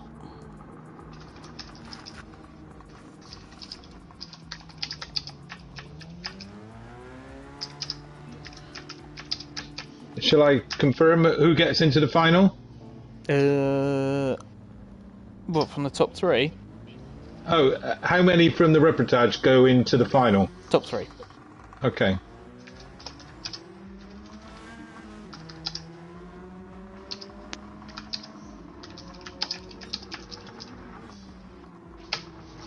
Thanks, Forzy.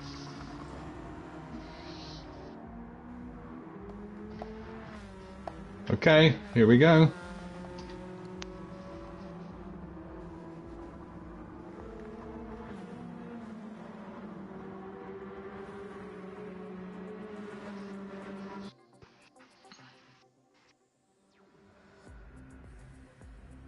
So, about to find out whom are our first confirmed drivers to be in Tier 2. And who survives one last chance to get to Tier 1. 1 light, 2 lights, 3 lights, 4 lights, 5 lights. And it's go! Is that Murray? Oh, Kim with a cracking start, it looked like. It's hard to tell. There's a little bit of lag in the room currently. Most importantly, Taco with a much better start. It would be difficult to get a worse start, wouldn't it? It would be difficult. Unless he selected reverse. And Kim is past Muller. Yep. He's up into 3rd. Second. Second, sorry. I meant Muller is down into 3rd. Yeah. Jason having a look on the inside, though. He's kept it off the grass. Oh, and there's contact, though, as he's got sideways. And he's down to 6th after being in 3rd. Almost in 3rd. A bit of a rude move from Topa there. Kind of barging Muller. Go on board.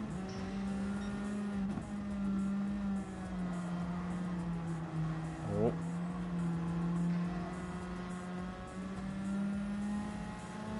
And the front 2 have got away. This is what they'll want. Yep. 3rd, 4th, 5th all scrapping. Well, Mark's sitting that slipstream trying to get past Muller.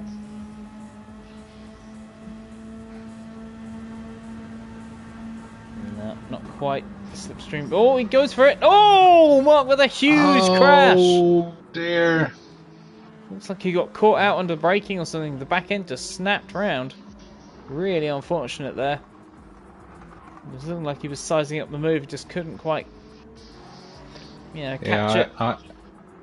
And Kim is right with Boss now. He is. Kim trying to book his place into the final.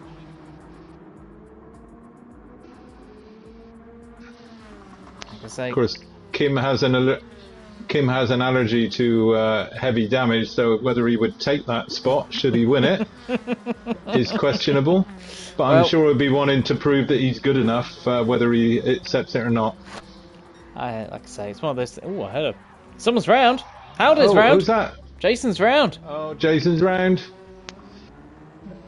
And he's going to have some company from Taco now.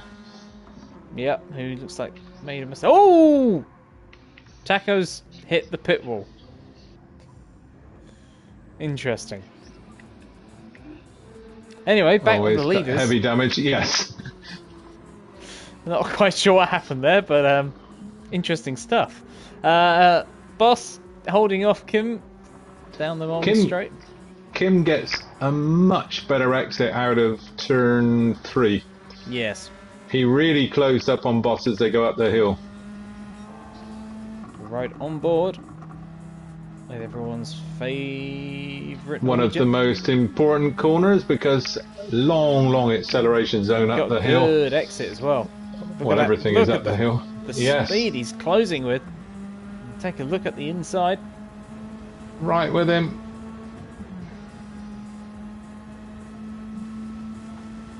Right on the T-cam.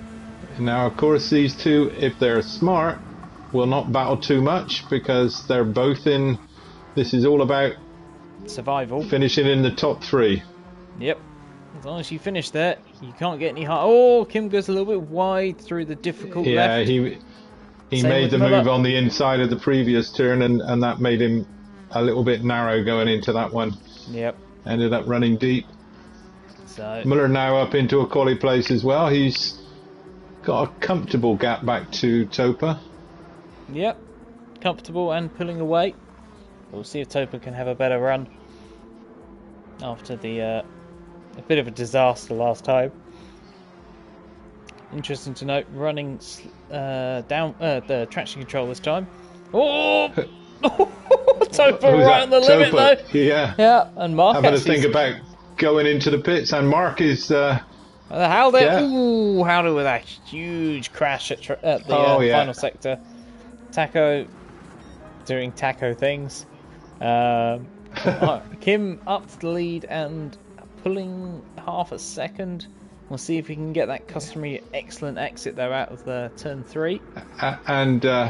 Well, Boss and Kim are fighting. Muller, I fancy, is reeling the pair of them in. He's not far behind now, less than 2 seconds. Less than 2 seconds to H-Boss and about 2.7 to Kim. Poor exit there, it looked like. Maybe not. Poor entry, good exit. And Mark is now right with Topa as well. Half a second. Topa having that error. Mark recovering quite well. Actually set the best lap time of anybody in this race so far with the 2:01.7. And he's on the inside. Yeah, but he won't be able to carry the speed. No, but he's gonna have the slipstream. Yep, and it is starting to not quite have an effect yet. He's falling back. No, he's not. Actually. He's falling back. He's running into the limiter. That's why. So he's lost a bit of momentum. Yes. Of course, the low RPM turbo kit on this car means you get the peak boost quite early in the rev range.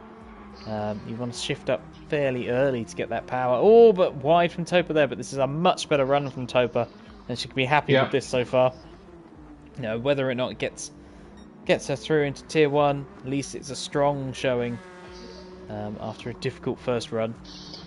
Yeah, I think you want to come out of this with just a confidence-building race. You know, whatever tier you end up in, you want to feel that you've given a good account of yourself against whoever it is you're going to be racing with next Thursday, which is when ADEC proper gets underway. Absolutely. On this track.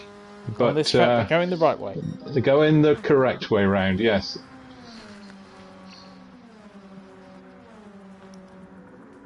Yeah, and now Muller is closer to Boss than Boss is to Kim. Yep. Kim has set the best lap time of anybody now. He's starting to pull away. H-Boss doing a good job in second. Doing what's needed to keep themselves in with a chance of that Tier 1 spot. Oh, actually, that's true. Sorry, round 1 isn't here. It's a high-speed ring.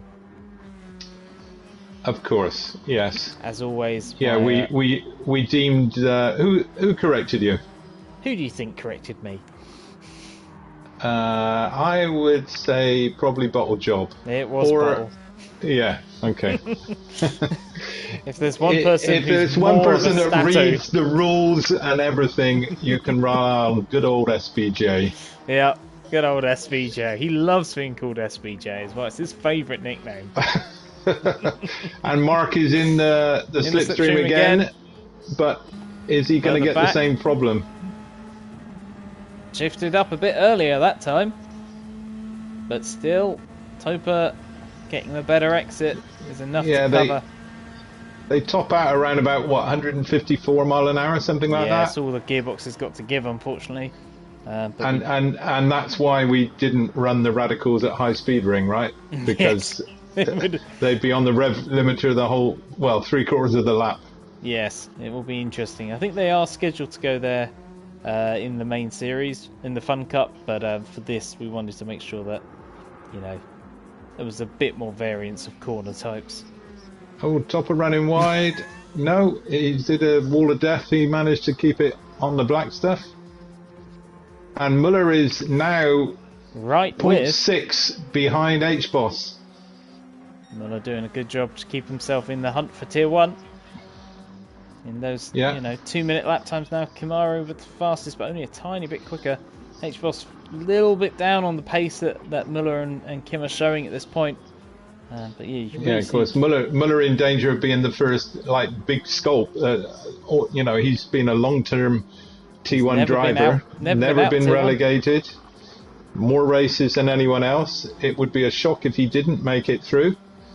And he seems to have put the effort in to keep himself there, which is good to see. It's what we want from our Tier 1 drivers, putting the effort in. Topa, is just a little bit off. He got a very good run then up the hill. Oh, he did, yeah. He's all over the back of Boss. Running on board. Can he get the run? Lovely exit out of there. Picking up that slipstream early, but well. I think there's signs that all of these drivers are getting a handle on this car track combo now. Yeah. They're getting some really nice lines, understanding the way the car works around this track. Yeah. Also, he's side by side. Is he going to go for it? Yeah, he's got it done. Also, unsurprisingly, for a person who loves a livery, Muller with a lovely custom helmet design. Yeah. Love to see it, especially with these open cockpit cars. Not sure what the green number 8 is all about, but well, technically we haven't, deemed we haven't a colour. No, it's true. So I think a little bit of creative freedom's all right. It's all right. I'm glad to be not involved in the real regulations of the radicals. If I do anything with this, apart from getting on the mic like tonight, it'll be just as a driver. Yep. And Boss is in the slipstream. Yeah. Maybe these two can work together and reel Kim in a little bit. Yeah, Kim's not had a great lap last time. So Miller's no, it's under 2 seconds. First time it's been under 2 seconds for a few laps. Miller seems to have been coming back into his own, and you would kind of expect that. Miller is, maybe not so famed as he once was for his tyre management, but once upon a time was very good on tyres. Known for that. And, is a strategic thinker, so this is a good job there by Miller. That's one of the things that Grimm always used to say, Miller very good on tyres, he should go a bit longer, he's, all that kind of stuff. Topa almost getting a wheel onto the grass there and getting sideways, but holding Mark off. We've been focusing on the front three, but it's a really good battle going on for 4th and 5th as well between. Both of them getting Mark sideways.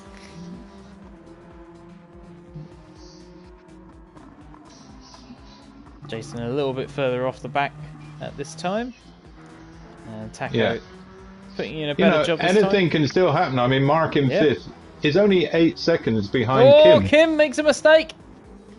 He's slow out of the corner. I think he clipped the wall. Not enough for damage, but Muller is right up with them. Up now. I was just about to say, if Kim makes a mistake, he could easily drop down behind Mark, and I think I cursed him. If he makes a big enough mistake, yeah. It's half a second now. It is half a second. I think Muller. I think a few laps ago, Muller was quite happy to drive it, bring it home in third, but now I think he sniffs blood. I think he fancies a better grid position. Oh, Muller! Oh! He's into the barrier! And Kim's gone as well! Almost. No, he's holding together. But H-Boss is going to have the run. And just like that, the radical strikes. Wow. And Topa now has got much better momentum going on to the straight. Muller's carrying front damage. That's gonna hurt him through the higher speed sections, more so than this little left-right chicane. But getting it stopped would have been more difficult. But he seems to have it under control. Well, no, always wide. But so was Topa, actually. Not the best exit for either of them. The damage is worn off now, so he needs to get it back together and go back to plan A, which was drive fast, bringing it home in third. Yes. Drive fast but clean, instead of drive on the edge and throw it at a edge. Well, but this will give massive encouragement to both of these drivers now, Topa and Mark. Yeah. They can see that qualification spot just a little bit down the road from them. Absolutely. In fact, 1.7 seconds down the road, to be precise. Meanwhile, H-Boss is beginning to edge a gap. Yeah, it's up over a second. He's out of slipstream range. And Kim's got worse tyre wear at this point, so Kim's going to have to dig deep. I think Muller's probably got this back under control now. Yeah. But we said that but a lap ago. We did. And he threw it at a hedge. And then it all changed. Yeah. And that was very close to the inside wall. It's so easy to make a mistake in this car. It's right at what I think is the top of its kind of limit in terms of chassis to power. Any more than that, I've driven it with more power. It's a bit of a handful, and it's enough of a handful like this. If you put any more power in the car, you really do have to start tuning it, and obviously we don't want to do that for this event. That puts a little bit beyond what we're trying to achieve here. Oh, and Topa's lost it. No, he's lost it enough for Mark to get past. Topa's lost the fourth position. Probably pushed a little bit too hard. It was just going through that final chicane. I mean, if you look at the rear tyres, though, that's probably why. Yes. And he's got front damage as well. She has somewhat abused that left rear. Yeah, Mark has got much better state of tyres. It's only one lap to go. Yep. Muller's got a penalty. Oh, if that had happened the lap before. You have to say it in Alex's Peaky Blinders accent, don't you? Got a penalty. I've got a penalty. And H-Boss, on the other hand, is putting his best laps of the race in right at the end. Did a 201.5 then. And Kim has had an absolute shocker of a couple of laps. And if it wasn't for the penalty for Muller, he'd be right back in with a chance at this. Mark's just out of range, I think, of Muller's penalty. If that had been a second penalty, maybe it could have had more of an effect, because you lose so much more momentum. Yeah, it's a half a second is literally a blip. Drop it down a gear, and you before you get the penalty, and you don't really lose too much. Yeah, you lost about 0.8 per second, which isn't too bad. Maybe 0.9 or something. But Kim's doing enough to get that second place. Muller probably won't push it any harder now. There's so little to gain and so much to lose at this point. I'd be surprised for Muller to do such a thing. It's a grid spot. That's all it is. It's a 10 lap race. The grid isn't going to make all the difference. There's no points on offer for grid spots. No. Great race by H-Boss. Really did the business that time. A great drive from Kim as well. Made that one small mistake, but probably the best race the best we could have expected from Kim there. Great drive, good pace. built the pace, and now he's got a chance at making it happen. Jason's a bit further off, but Mark, good drive to fourth. Fortunate to be the first one to drop out, but the first of the losers, if you like, not being too disrespectful, but that will give him some encouragement, I think, going into his first ADEC race. Yeah, about 10 seconds off the into the second part of, as I said, the first ADEC race. Good second race. Made that early mistake, and if you take that early mistake out, there's possibly that chance of getting third. So you can take something good from there. Topa, has just said, saw glory, pushed too hard, and it's so easy to do in this car. It is, yeah. It's a difficult car to really make work. Do you need anything from the room? I need the replay first, and I need to make sure that someone's got a backup copy of the replay and the what's it called?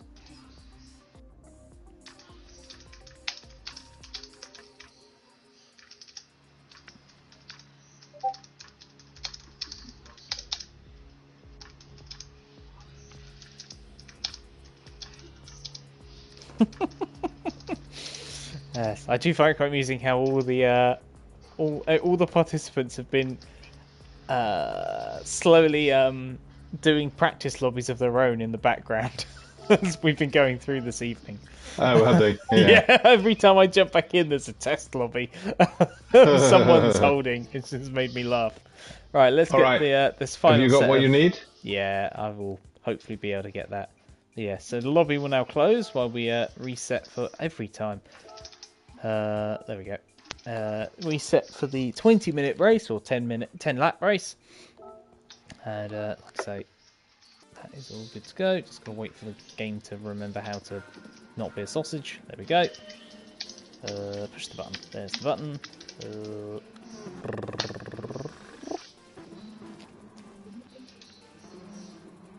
The good thing about the final is I don't actually have to worry about the times. I can just put in the finishing positions. Yeah. Can find the times at a later point. Right. Yeah, great work by all the guys in the reportage. I think I was right though. That definitely felt like the most frantic race so far. Yeah. A lot of close racing at points. People pushing it right on the limit.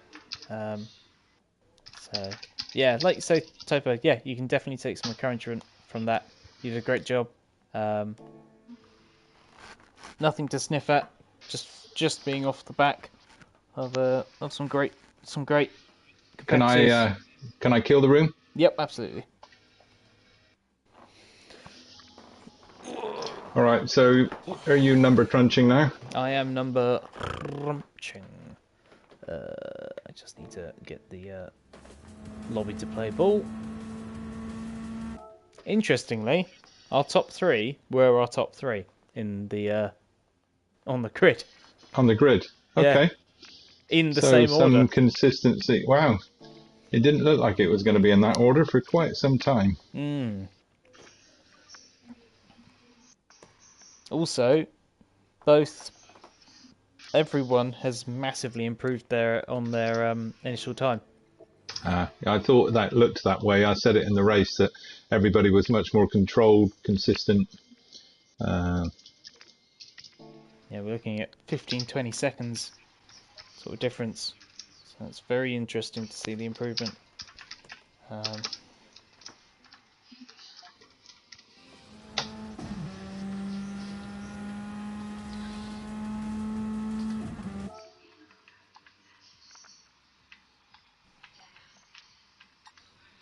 Right, let me set the room up, which is such a slow process. Right, 10 laps. Everything else the same, yeah? Yes.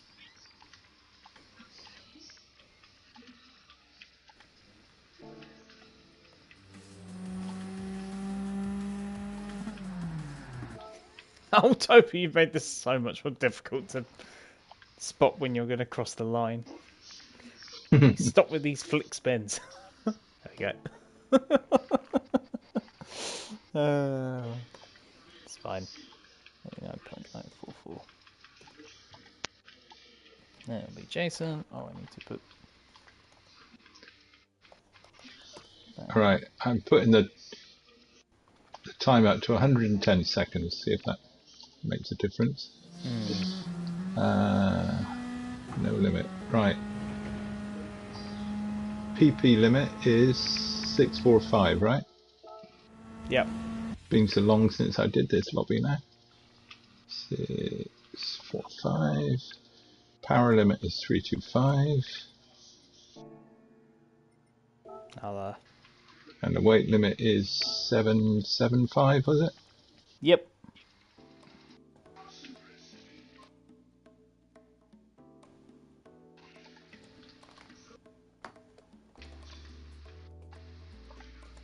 Same tires, right? Mediums only. Same tires.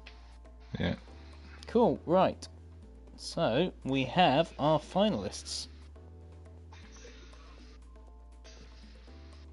And if I do a little bit of a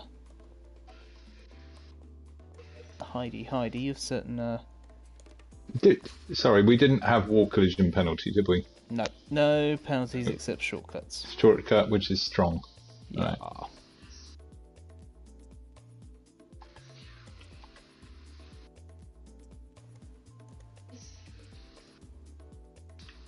Okay. I think that is good. Check.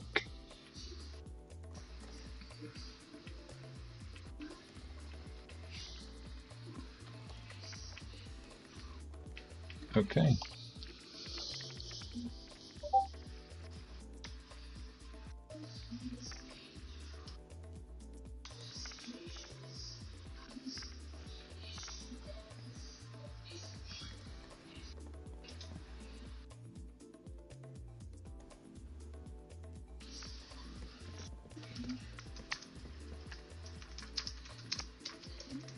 Getting people sending me the screenshots now, which is really yeah, really handy actually. So thank you very much. Boss sent me one as well. Yeah, it's very useful. This means I can confirm stuff I'm seeing. Right, let's go back to something a bit more interesting as we build up to obviously the finale. That run down to the first surfing. Like I say, 12 cars on track, 10 laps. I have expected some of the Heat 1 winners to have fallen asleep in the bed or something. It has been quite the wait. So yeah, interesting. So how many have we got of each heat? So we've got people pouring in. 3. We've got all of Group 2. So 4 from Group 2, 4 from Group 1, and 4 from Group 3. So perfectly. Well, that was more like in Judgment, wasn't it? You did a random draw, didn't you? I did do a completely random draw. Yeah. Genuinely just. But if you remember, I when I saw that, I looked at it and I said, "Did you seed? Because it looks like they are." And he said, "No, it's random." And I said, "Well, it's done a pretty good job with the random." It was complete luck. I just hit the button and it went ding. I was like, "Well, there you go. There's a list. I have no like I don't care. So I'm just gonna let it be whatever it is, and that's what it was. Right. Hopefully the order.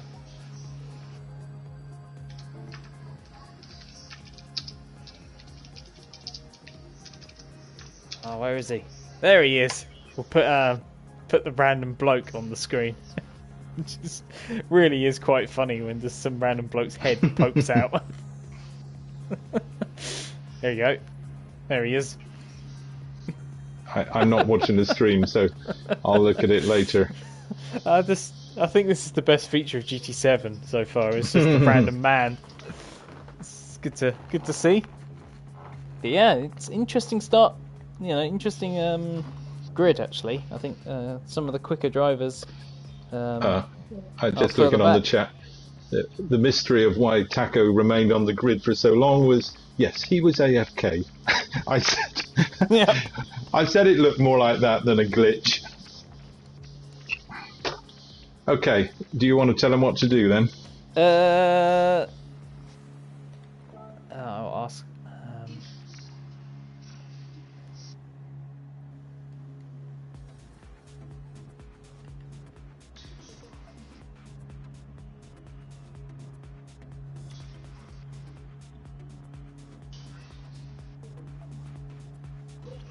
Sorry, Toby, you're putting an awful lot of messages in the chat, and I can't actually read them in time. So I will quickly go back to the database of chat.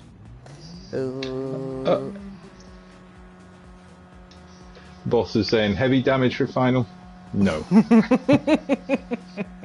We're mean. We're not that mean.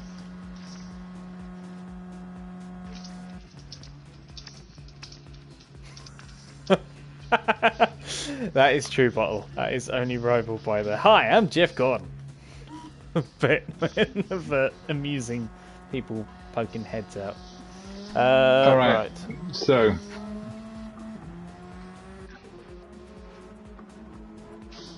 So shall I tell him to do an outlap and then stop? Yep. Nice P1. I can't see the thing now. 5. P2.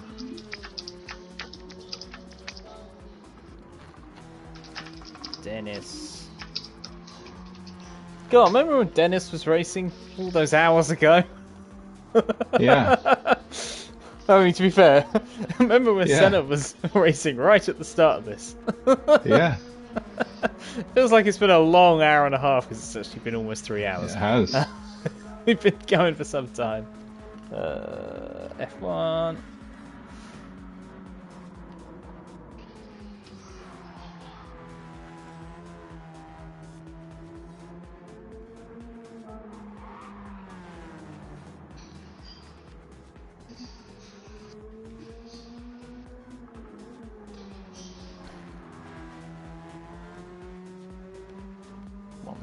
Have I written P4 twice? I think I have.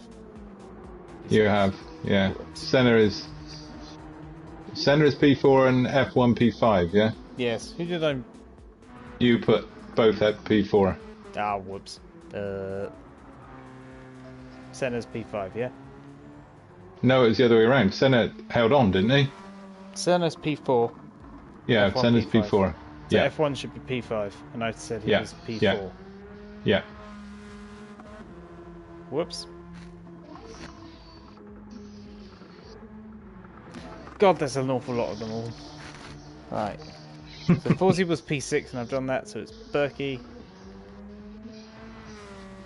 P7. Taco has left. I'll get to the target times. I'll tell him. Okay. Barnett. P8. I genuinely couldn't have predicted both Emperor cars being next to each other. Team orders. I've always. There wasn't some sort of ability for someone to say team orders, it wouldn't be an ADEC based thing.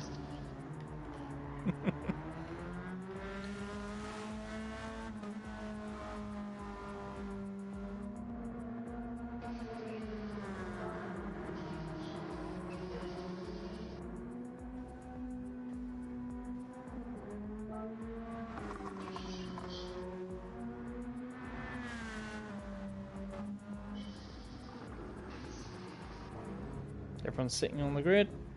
Right. Oh, God. You can tell the people who paid attention to the grid spot idea last time, and some people didn't. Yeah. This is a car park. Who's missing? Someone's missing. It's Senna. Senna's too far. Senna's in pole, yeah. Which is too far. Should be Ricey on pole. Then Villeneuve. So Rice's needs to lead them away. Yeah.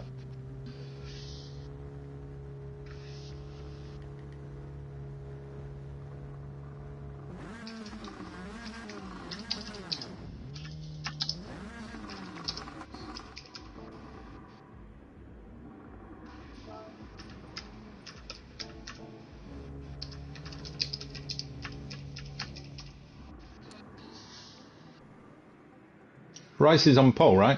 Yeah. So do you want to do the times?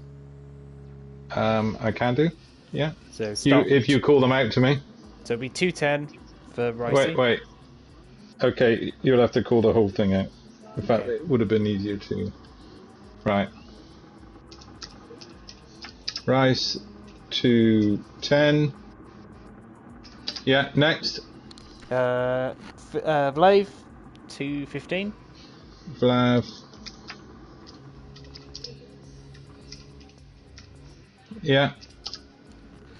Then it'll be Dennis. Dennis. 220.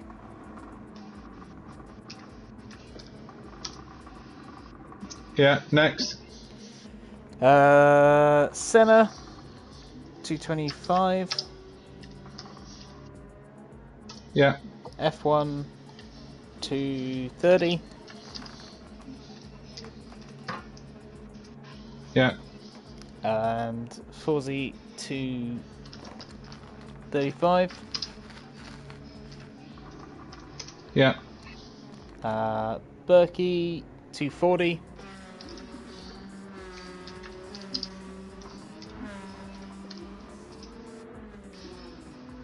Yeah.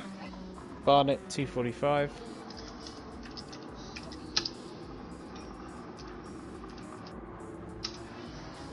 Yeah. Mickey 250.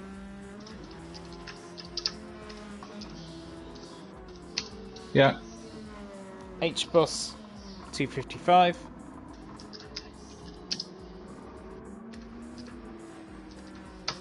Yeah. Kamaru 3 minutes.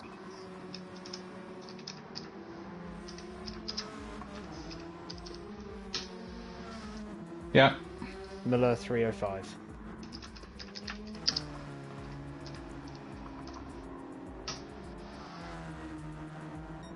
Cool. I like the way Ricey just went, I'm going. Yeah. And I respect that.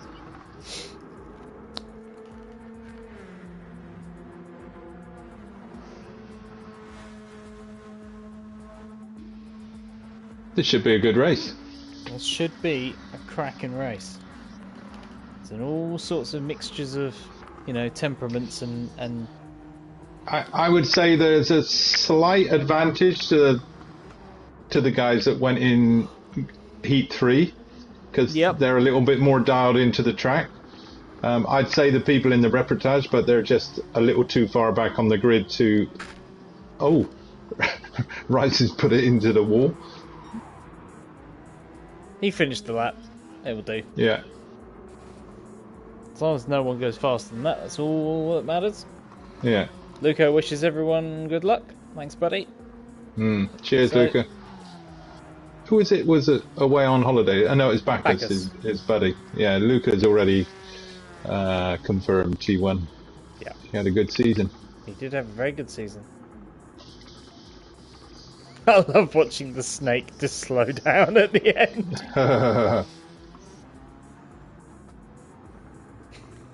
Who remembers their times? Wait, Bucky! Yeah. Oh, don't let it be an Emperor driver who messes it up. I'll have everlasting shame if they do that. Is that Vlav is 5th? Is that right? No. Why is Vlav so far back? He had a penalty, but he's still got the penalty. He did 213. For my screen, he should be fine. Yeah. I'm really confused about that. He's dropping down the order further and further.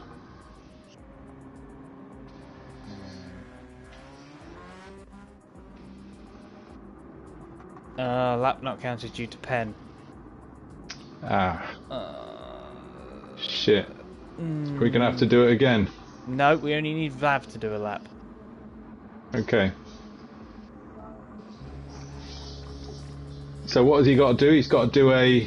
He's got to do 2 laps. He's got to do another lap and do a... Another 2 laps.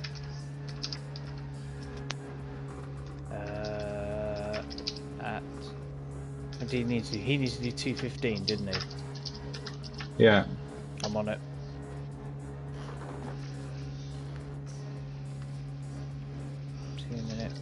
15.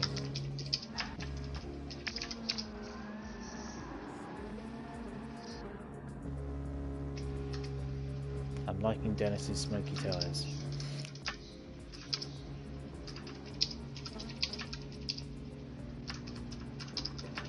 I might take this opportunity to quickly plug my microphone in, so I do apologise all. I'm just going to get another quick drink. So whilst this is going on, I will leave you in the capable hands of Gadget.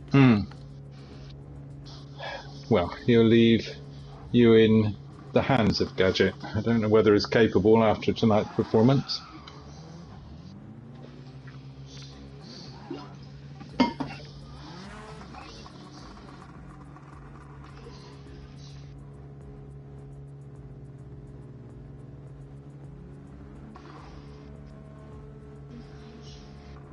I'm hoping Vlad's penalty is gonna... Yeah, he should serve the penalty on this lap, meaning he can then set another lap.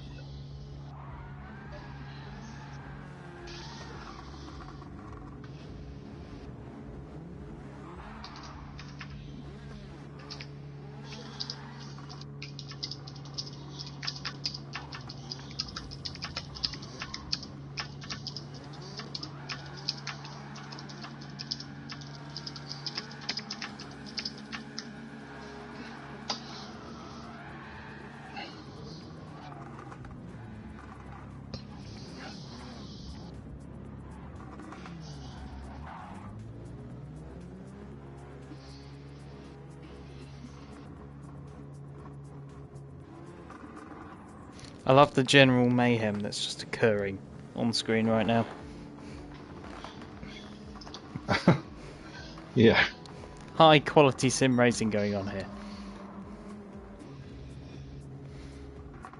How's Vlad doing?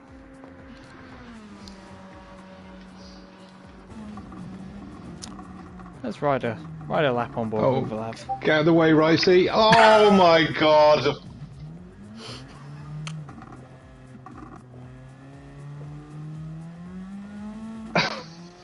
Well, this is going to be interesting. Can Villa get the lap bang on? He should be fine. He's now got damage, but he should be able to do it. What has he got to do? 210? 215? 215. Emperor showing themselves to be utter clowns when I'm not in charge.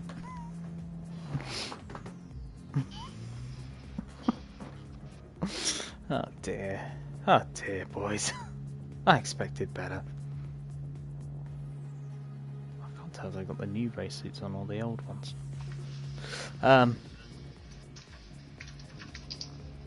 Where is he? There we go. Get back on board.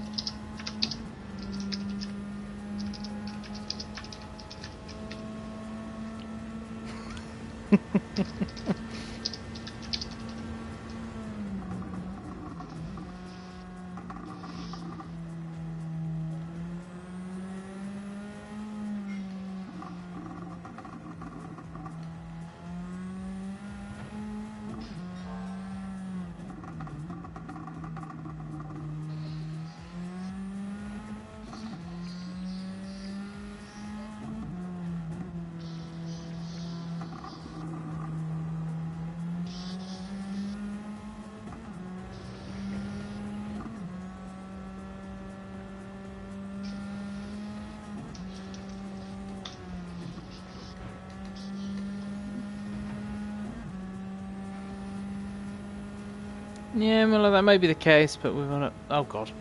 Oh no, he's gone too fucking fast now. Oh, oh god.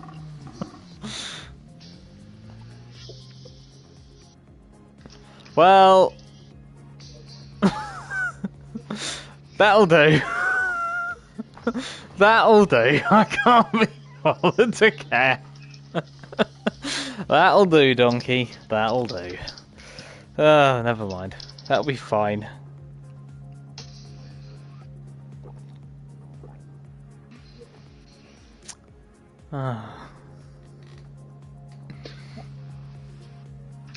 Right.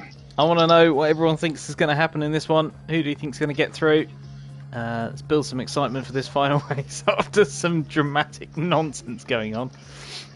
And yeah, I'm interested to see what people think is going to be the top 7 of confirmed slots. And yeah, let's see what people think.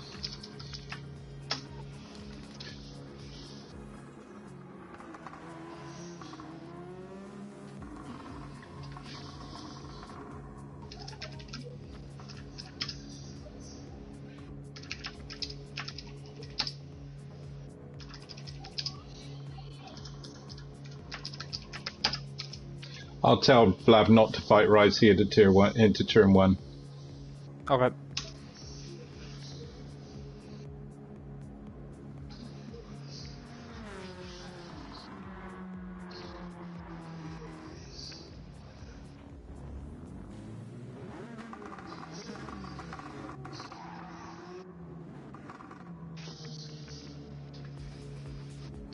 And what is it? Top 7? Top 7.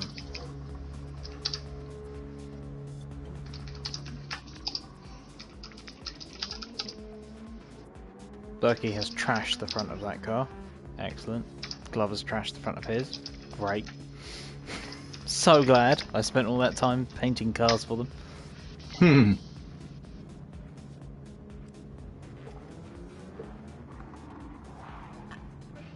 I wonder if this is going to see a bit of a,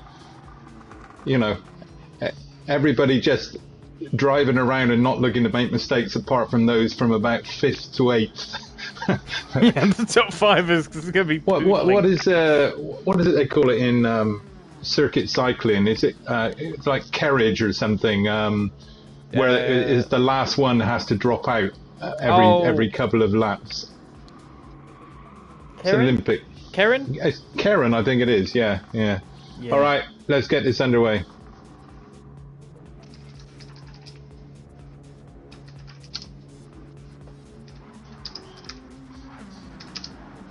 Jesus Christ. Why are the Emperor drivers being hooligans? Here we go. Back us with the inspirational quotes there. These are the moments that define us. No pressure. Brilliant. Right, let's see what happens then.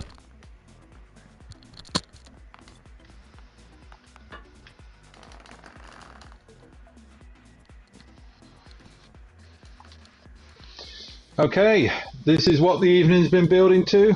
Yep. We're going to find out who makes it into Tier 1. 1 light, with 2 lights light, are going on 3 light, 4 lights, 5 lights. Go!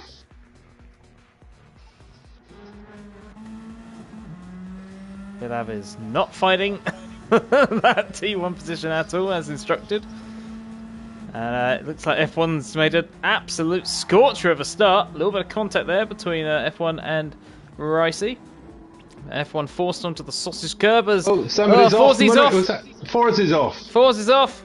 For F1, a lightning start up from 5th on the grid to leading alongside Ricey. Ricey trying to hang it out. Runs him a bit wide there, just on the edge of fair, I would say. Yeah. They had a major overlap. Yep.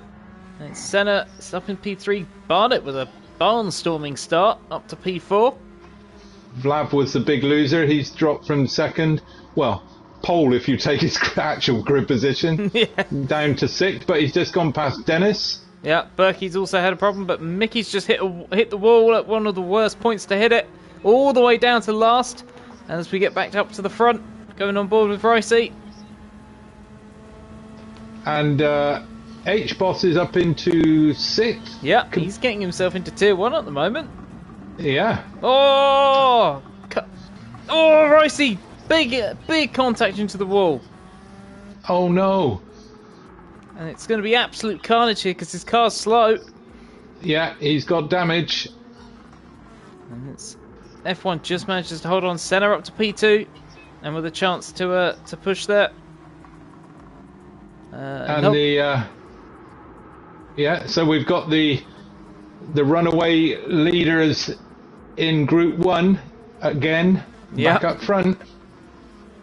We've got the most consistent man of the evening in P3 and the man who set the fastest lap so far in P4, so it's still going to be tight. Where is Rice at the moment? He's in P3. Villav's back up to P5. H-Boss in 6th. Dennis down to 7th. He started P3. Yeah. Muller up ahead of Berkey. So Berkey's another loser so far. Of course, he was originally just about in the last point, kind of tier 1 position. Well, but it's still very close. Nobody is really out of this yet after no one's out of it. 2 laps. I mean, Mickey down in 12th is less than 7 seconds off the lead, so could still be anywhere. We know huge how scrap for that bottom of the tier 1. Oh yeah, that's where the action is, around Holy 6th, cow. 7th, 8th. There's about 4 cars wide at points so far. Jesus. Dennis and H-Boss kind of leading this. Berkey getting the over-under on them though. Gets the run. Going to go on board from the back of H-Boss's car. Berkey back up to P7. And Muller has made a... bearing in mind, he was way down the field. He's up to 5th. Yeah, he's up last. to 5th. Berkey with the run. He's got to get the braking right. He's on the inside. 3 wide going into the...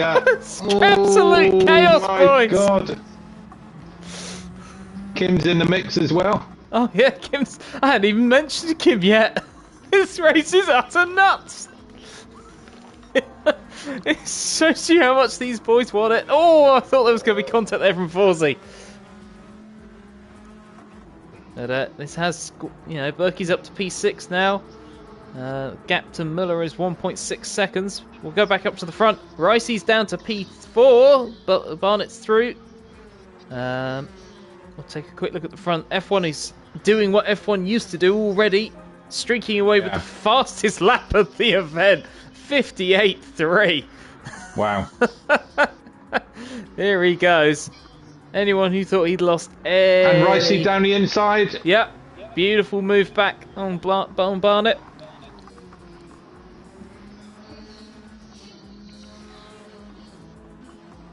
But no one can afford to make any mistakes at this point. Got to be clean to the end. And Kim's carrying a 1 second penalty. Oh, that's really unfortunate. That's going to drop him right down. Yeah, and he's got 2 cars right with him. Vlav is down in 9th. He's had a nightmare so far. Yep, absolutely. He started P2, effective P2, and it just hasn't come to him yet. We'll see if that changes at some point. Dennis started P3 and he's last now. He's had a shocker of a last lap. I don't know what happened there. 2:17, yeah, I see. Senna just holding on ahead of Ricey, who's... And Barnett's had a mistake. He's dropped right into the clutches of Muller there. Kim serving his penalty. Yeah, and that's dropped him back behind Mickey. Yep. So Kim down in 11th. H-Boss and Berkey sticking together at the moment for that bottom of the spots. But the thing is, at this point, it's, do you take the risk? What's the reward? Muller had a mistake through the fast downhill right-hander. Lost a lot of time. He was right behind Barnett at one point. Now he's dropped off about second through that one corner. Berkey's off! No! Massive hit into the wall. Down to 9th. He's going to have a hard time digging himself out of that hole. And Vlav is sizing Forzy up on the start-finish straight. And Forzy up to P7 now. There'd be a turn up for the books. Oh, Forzy's gone deep into turn 1. Vlav right behind him, actually had to back out of it. He was going to hit him otherwise.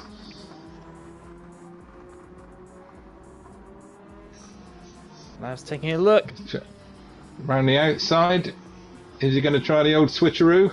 He is going to try No, he's just trying to get a good...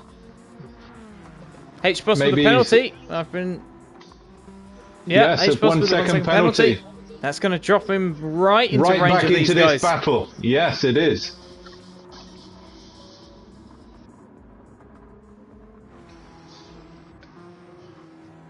So let's see what a 1 second penalty actually does. So he's got 2 seconds on Forsey at the moment.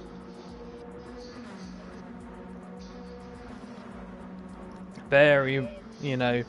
There it is. It's not quite as much as I thought it was going to be. It's just too late in the straight, but they are right there with him. Yeah. What's that? 3/10 now? So yeah, it wasn't enough to lose the position, but it was enough to. No, but it cost him about 1.3. Yeah. Seconds. Yeah, Forsey had a bad run. What's going on there? Can't really tell. Oh, Muller has dropped back to. Muller must have had a bad lap because. Yeah, he's right back with them. Despite H-Boss's penalty, he's actually closed on Muller. Yeah, and Muller might now have a problem. You know, if he gets freight trained a bit here, he's actually being helped by the fact that Forsey and Flav just want to have a massive ding dong fight at one of the most dangerous parts of the circuit, and they should be working together. Forsey gets a penalty. Oh, Berkey's round again. No. Big damage. That's probably dropped him out of contention. Oh, Dennis is round into the pit lane almost. Oh, Dennis. Dennis has had a shocker. Meanwhile, F1 has done a 57.7. Wow. I'd heard reports of it being possible, and he's pulled out the big guns. He's got 6 seconds on Senna. If anyone thought F1 had gone away and wasn't going to come back and be quick, they are going to be sorely mistaken. Yeah, he was saying the physics were really hurting him using the pad and questioning whether he would be competitive if he returned to the series. Well, I think we can dispel any doubts about that. Monstrously fast. Forsey still carrying a half-second penalty.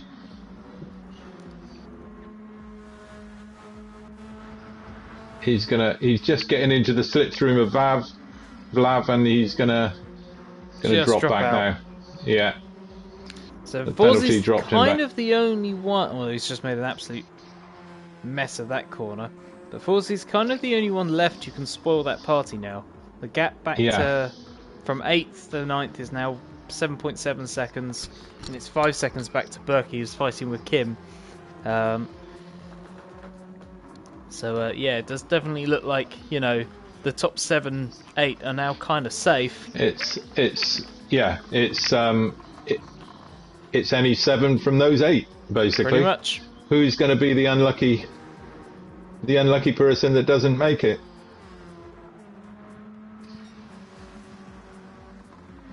Forsey really pushing it through that final turn. Got a great exit. He's closing on Vlav down the pit straight. Not enough. Not enough.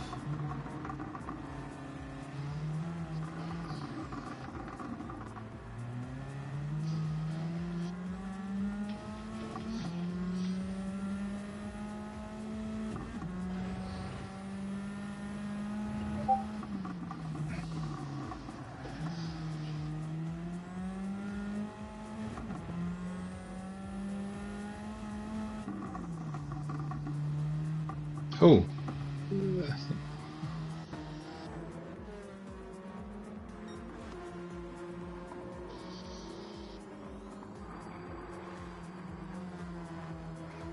I will admit, I've been really impressed with H-Boss.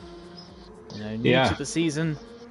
You know, he's really shown. You know, remember he's come through the repechage along with Miller.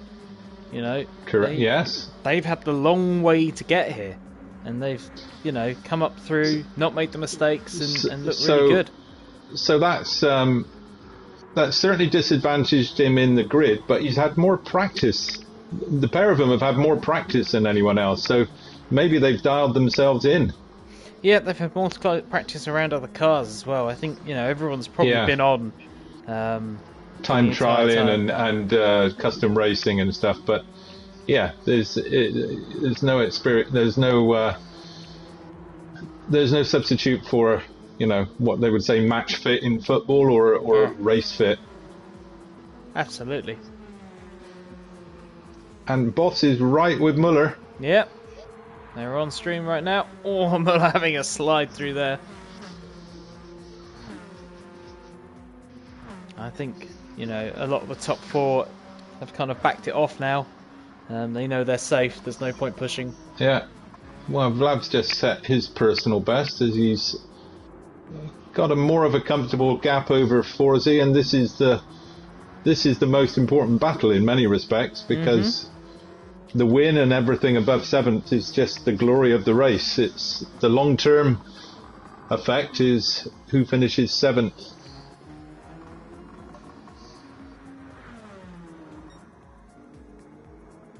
F1 back in the 58s after a couple of slightly slower laps. Yeah. Tyres looking good. Not quite as good as Senna's, and it's not often you say that somebody's tyres are better than Senna's, but since he's had the wheel, he was a long-term pad driver, he certainly has upped his game on the tyre management for sure. Yeah, he's come along a long way. Looking at the 2nd to 4th battle, I think these guys are just being smart. They realise there's no sense in battling. No. They've got a nice gap back to 5th, and just trust each other. Bring it home. Bring it home. Muller, I think, is having to push a little bit harder than maybe he wants to at this point, because he knows that if he loses, you know, gets into that fight, he could easily drop 2 or 3 places. Yeah. H-Boss is not making this easy for the veteran, the ADEC veteran. No, absolutely. Definitely difficult. Oh, Forzy! Just survives. Very wide. I thought that was going around. That was wall of death. Yeah. Oh. Yeah, that looked like that was gone. Oh, Berkey hits the wall again. Oh, Berkey's having a mare. He's had a mare. Just when it was looking all comfortable for him, Dennis is having a mare as well. Kim carrying a 1.5 second penalty, so Berkey should at least get past Kim. Yep. Going through the tunnel, that's gonna 1.5 seconds through the tunnel. That's gonna be brutal.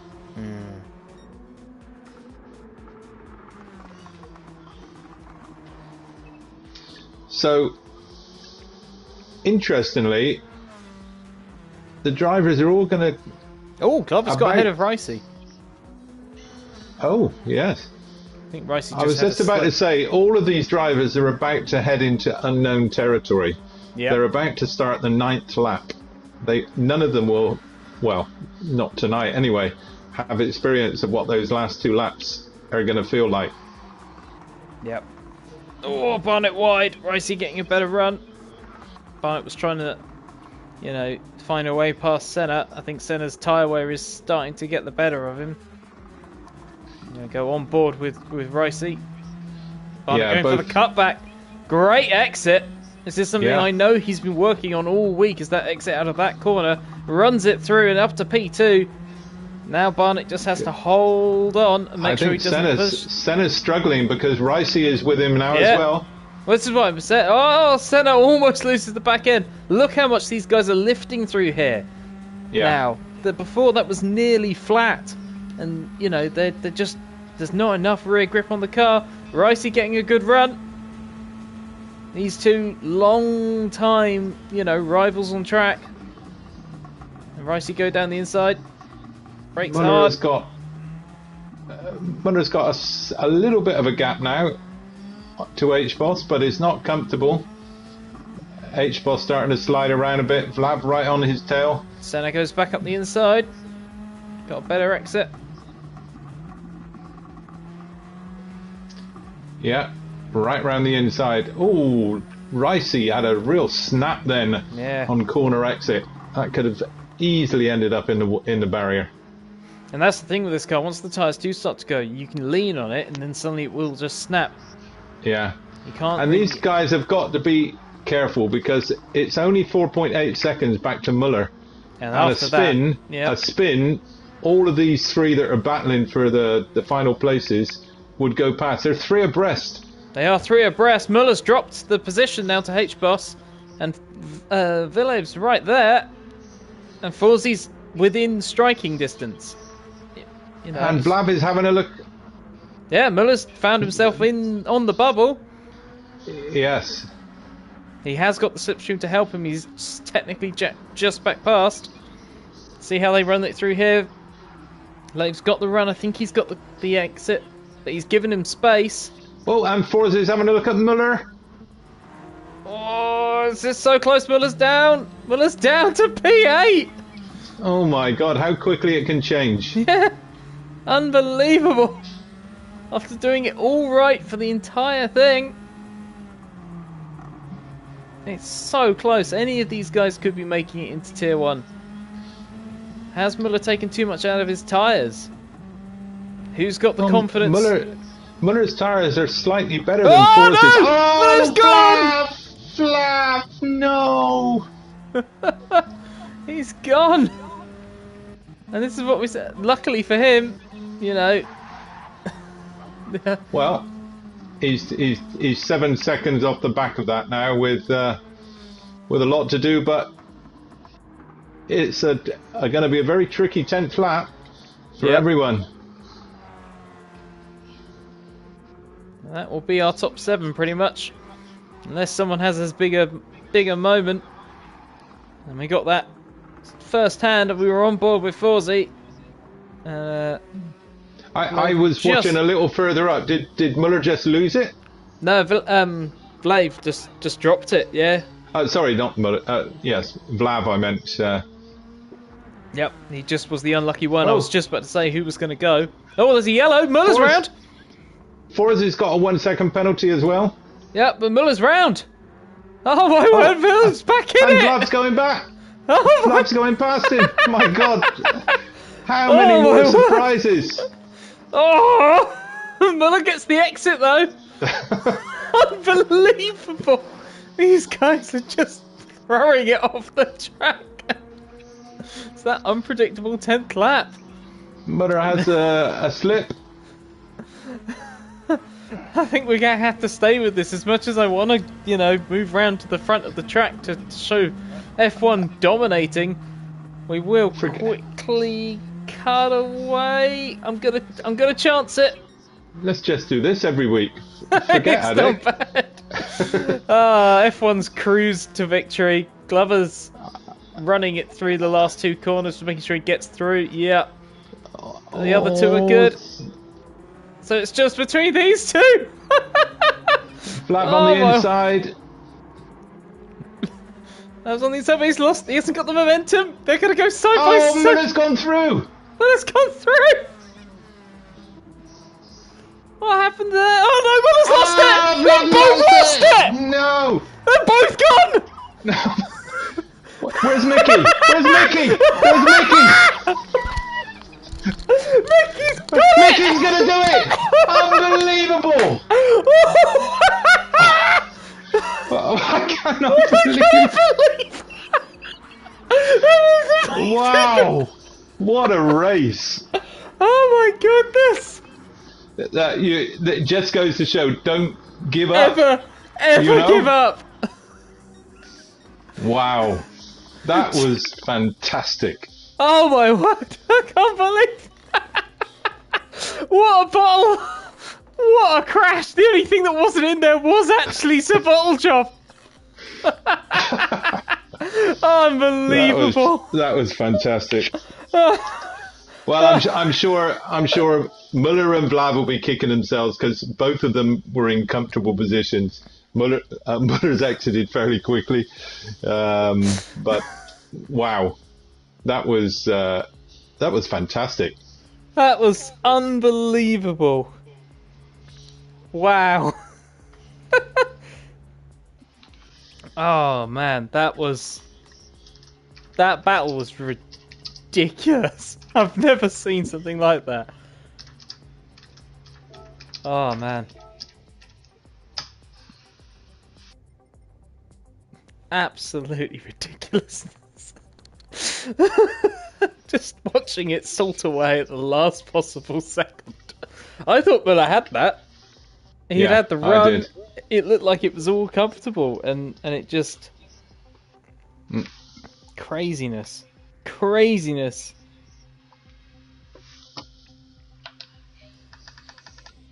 Unbelievable stuff. Oh man. That needs to be on the Giant Swim channel as a short. Yeah, I think that might be. That might be. Have to find someone to clip that because that was just ridiculous. I've never seen anything like that. Wow. Oh man. But I mean, at the other end of the field, F1 came, F1 saw, and F1 conquered once again. Yeah. Absolutely as we expected. Barnett with a strong P2.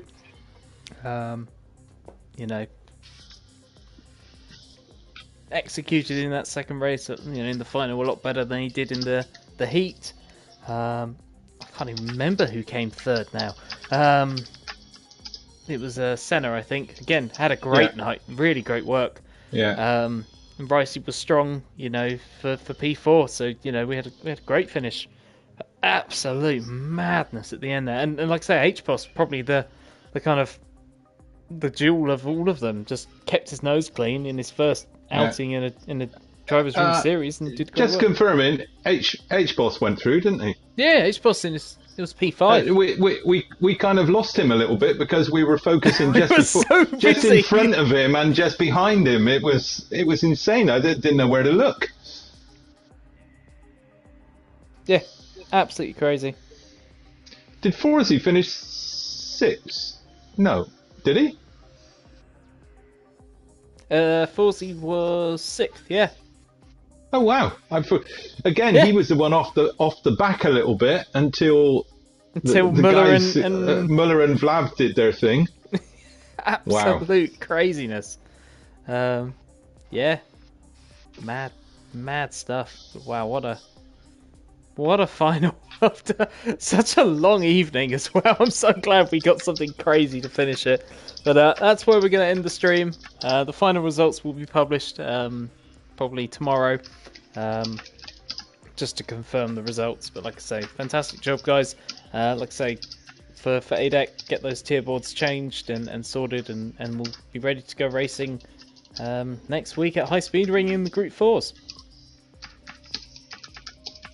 Goodbye from me. Thanks, Plucked, for sorting the stream out and everything. That's no problem. And looking forward to it. Looking forward to next week. I'll get all these results compiled and the tiers finally confirmed.